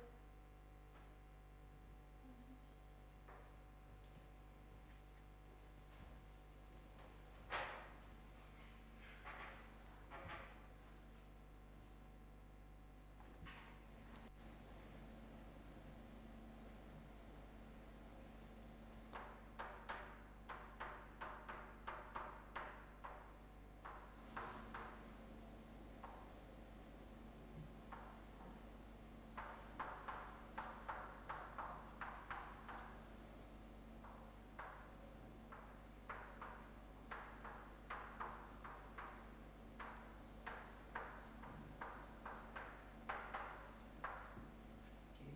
You got did I get this answer? I think so. Mhm. This one is okay. The way, I mean, we can just check that if oh yes, this it's okay. Yeah, it should be. that if that Z1 then Z2 is Mhm.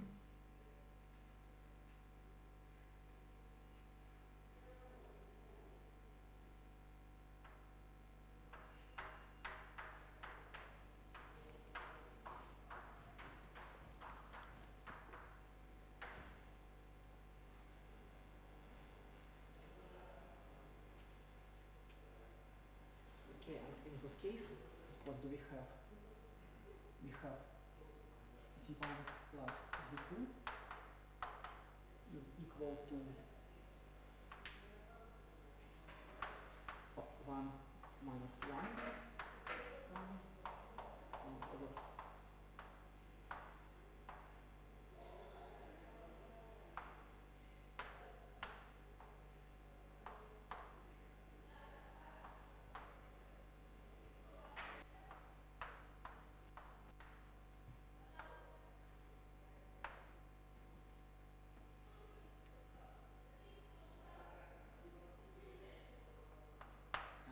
this precisely.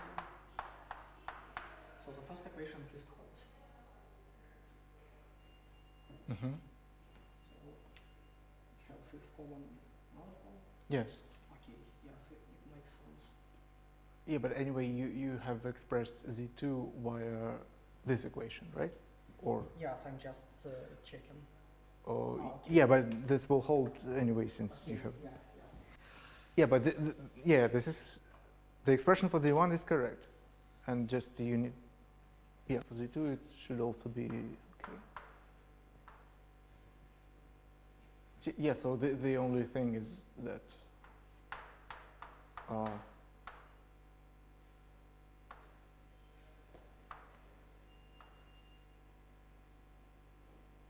yes, we have found a solution and it is non-zero. That's the point. Yes. Mm-hmm.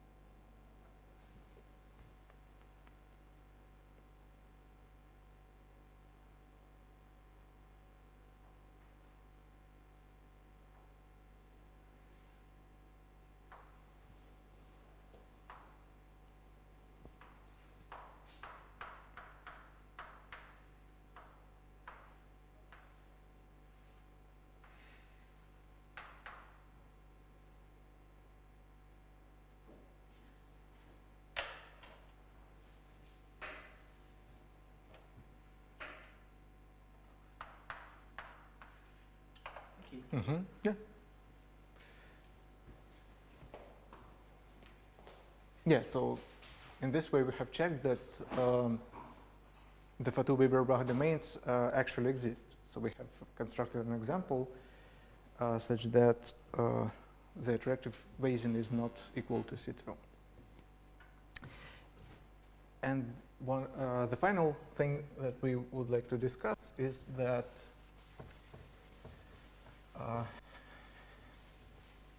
suppose we have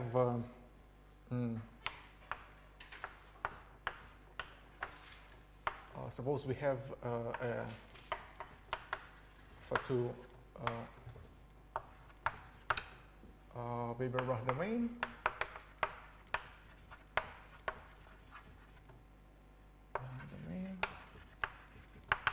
which is not equal to C2. And let's consider the intersection. So let L be a complex line.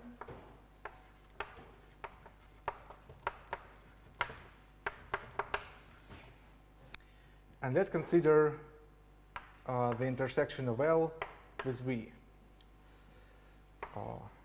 inside C2.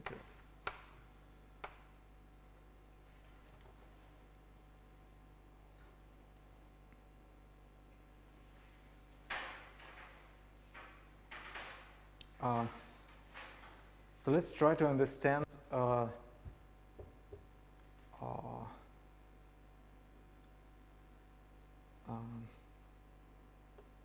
so this is a one-dimensional complex manifold, a submanifold of C2. Let us understand what it is by holomorphic to.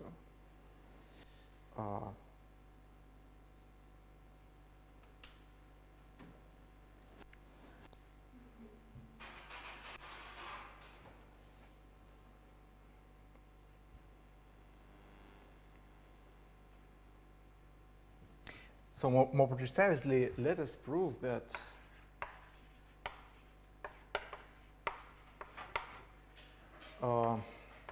the intersection of V with any complex line is simply connected.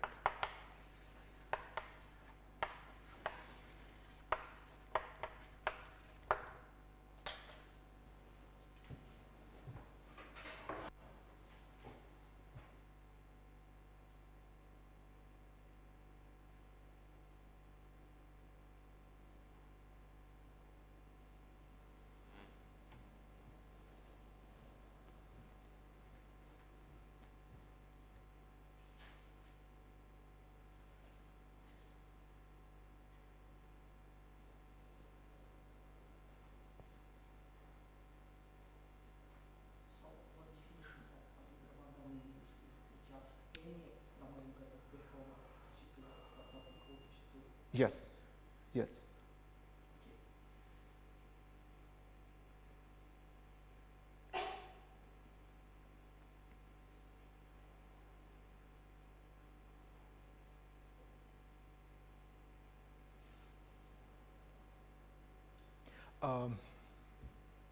Well, actually, you can assume that it is constructed in the same way from some f.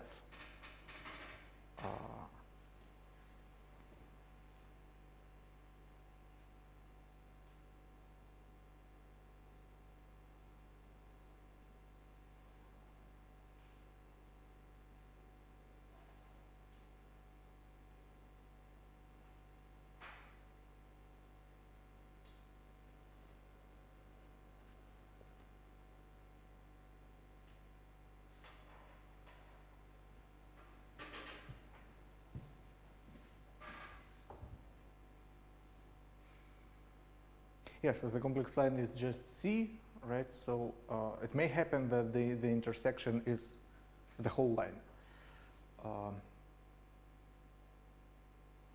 In that case, it's obviously simply connected. But what if the intersection is not equal to L?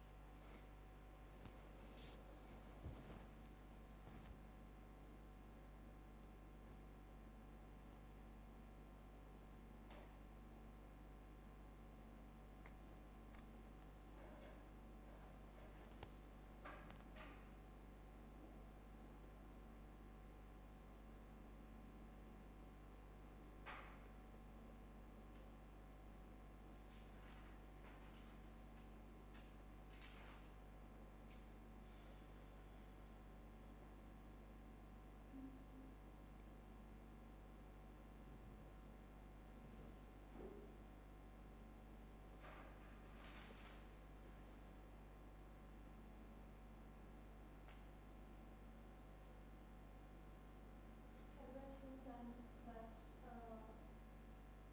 we have a fixed point which lies in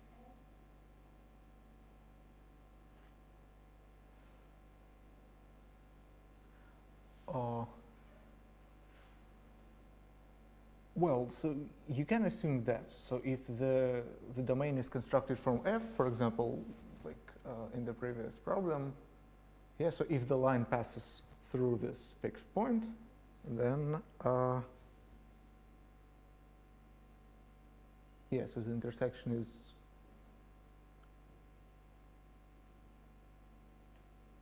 not the whole L.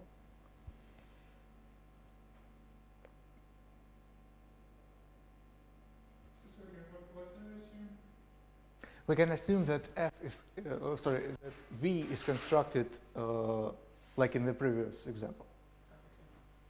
And suppose, for example, that the line passes through this second fixed point. Oh, we have it passes through the second fixed point. Oh, you can assume that, yeah. So just for simplicity. Just that, can we have this intersection not be equal to N in some other cases?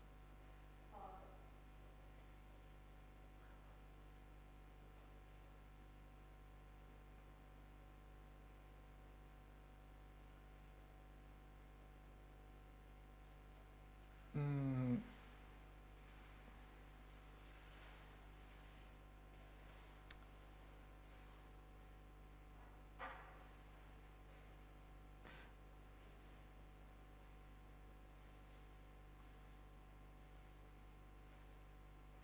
Well, so if V is constructed like we have seen, I think that's pretty much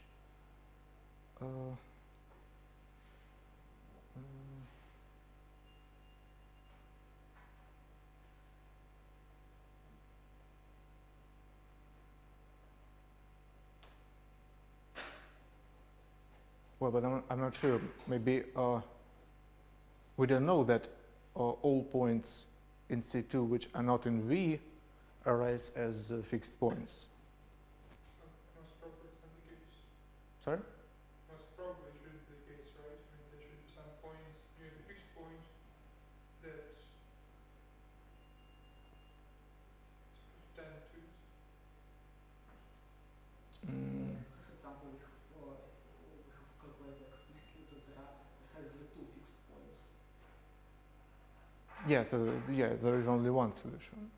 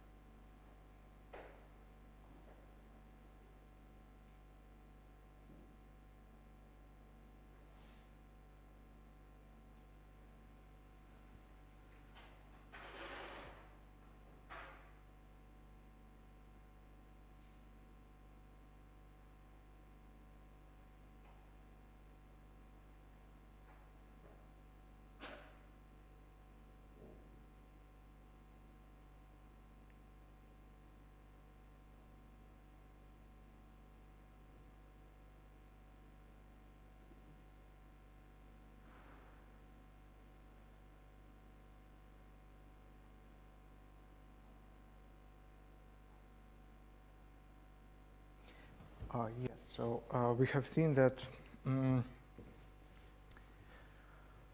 so this H from V to C2 is a biholomorphism.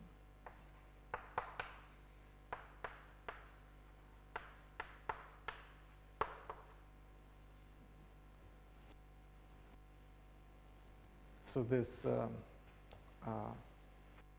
germ of biholomorphic map, which conjugates, which linearizes our germ F, extends to a biholomorphism between V and C2. And here we have H restricted to V is L.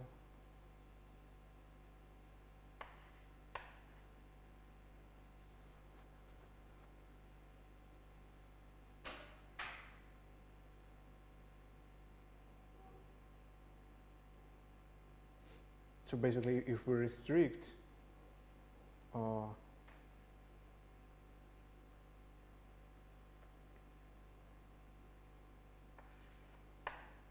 so we may just view it as a holomorphic function, right?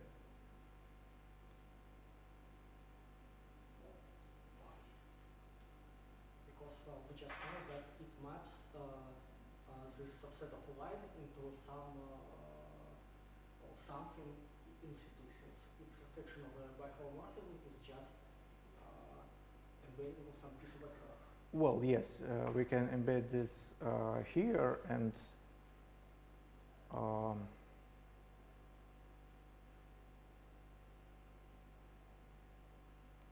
then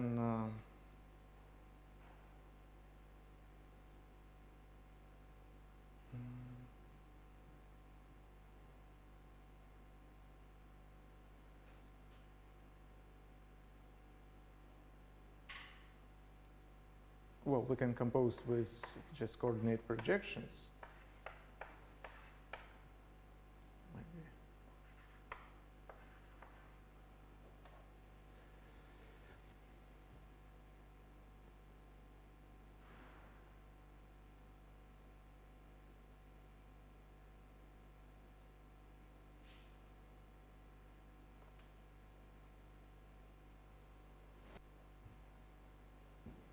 So let's first try to understand how we could approach this problem of proving that this is simply connected. Could you repeat this? Let's just try to understand how we could try to obtain this condition. How could you try to prove that some domain is simply connected in complex analysis?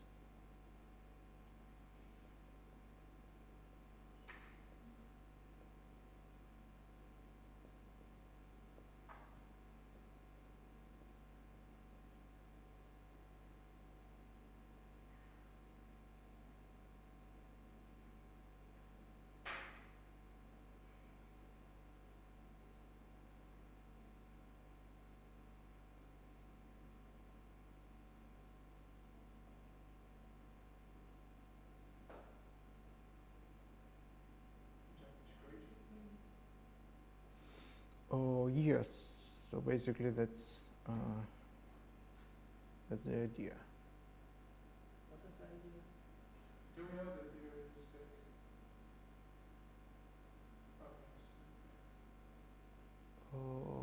is Is by integration of something along the do we know that complex manifolds have no torsion in their homology?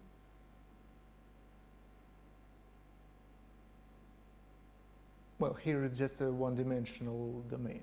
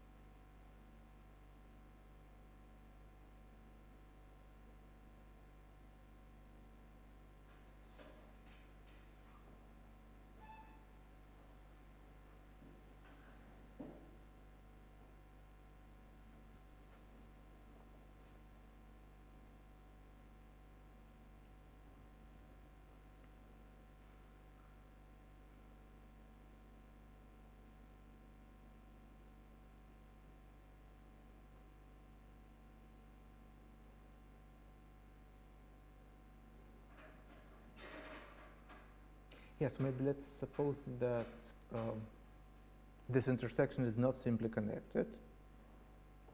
And then what? Then Is not or is not.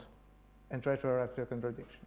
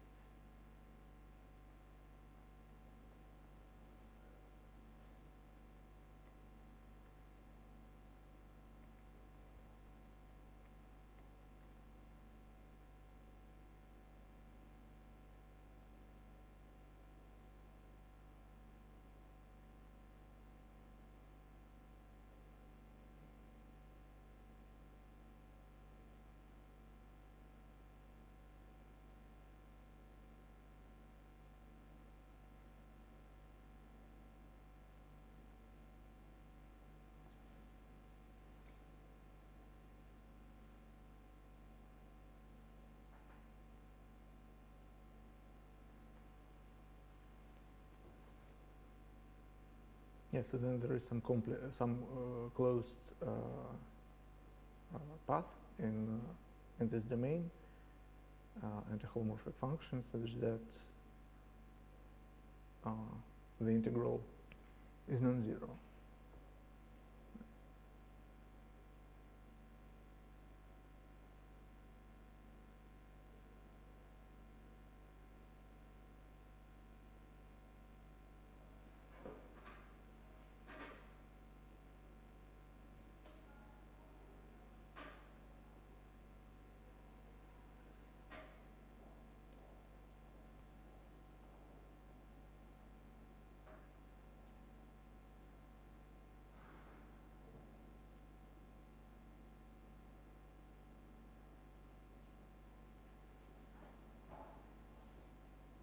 So we have a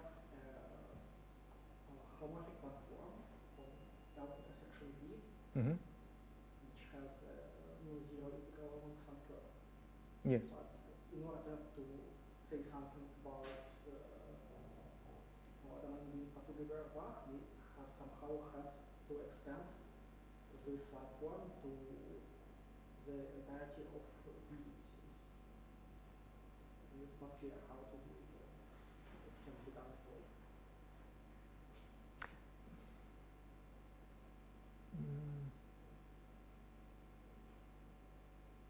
I don't think that we need to extend. We can just no, we just can work on the intersection. I don't understand, because if we map this intersection Mm-hmm. into C2, Yes. homomorphism, well, we just get some curve. Yes. And there are non-simply connected curves in C2.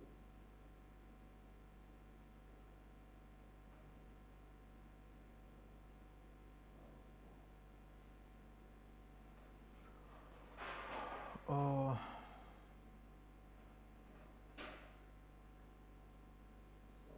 I just don't understand how can we obtain information about this curve, the image of L intersection V.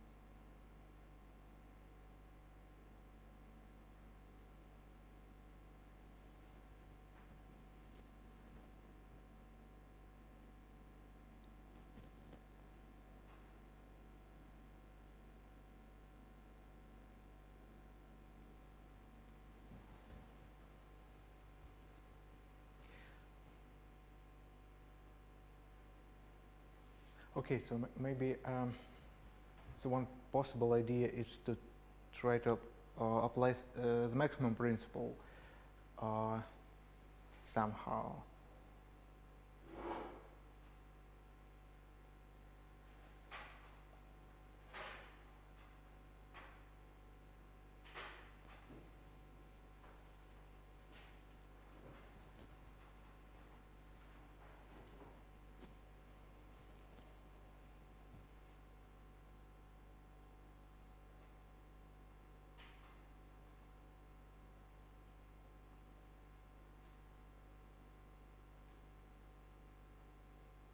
Okay, so the bottom line. But we know for a fact that it is true,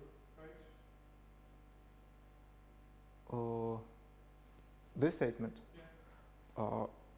I guess yes. Yeah, I think we do.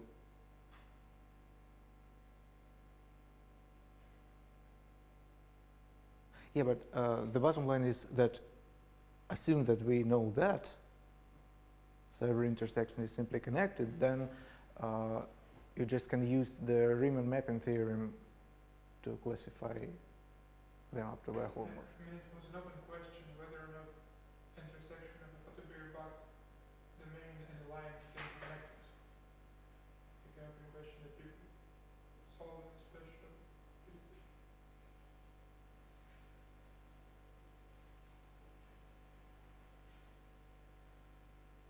Well, simply connected, yeah. It's strong kind of course. Yes, it includes connected, of course, yes. Yeah, so it implies that there's a freer case if it's connected or not. But that's not actual argument. Yeah, so maybe just let us pass to the connected component and say that suppose that it is connected and then prove simple connectedness. Yeah, I guess that makes more sense.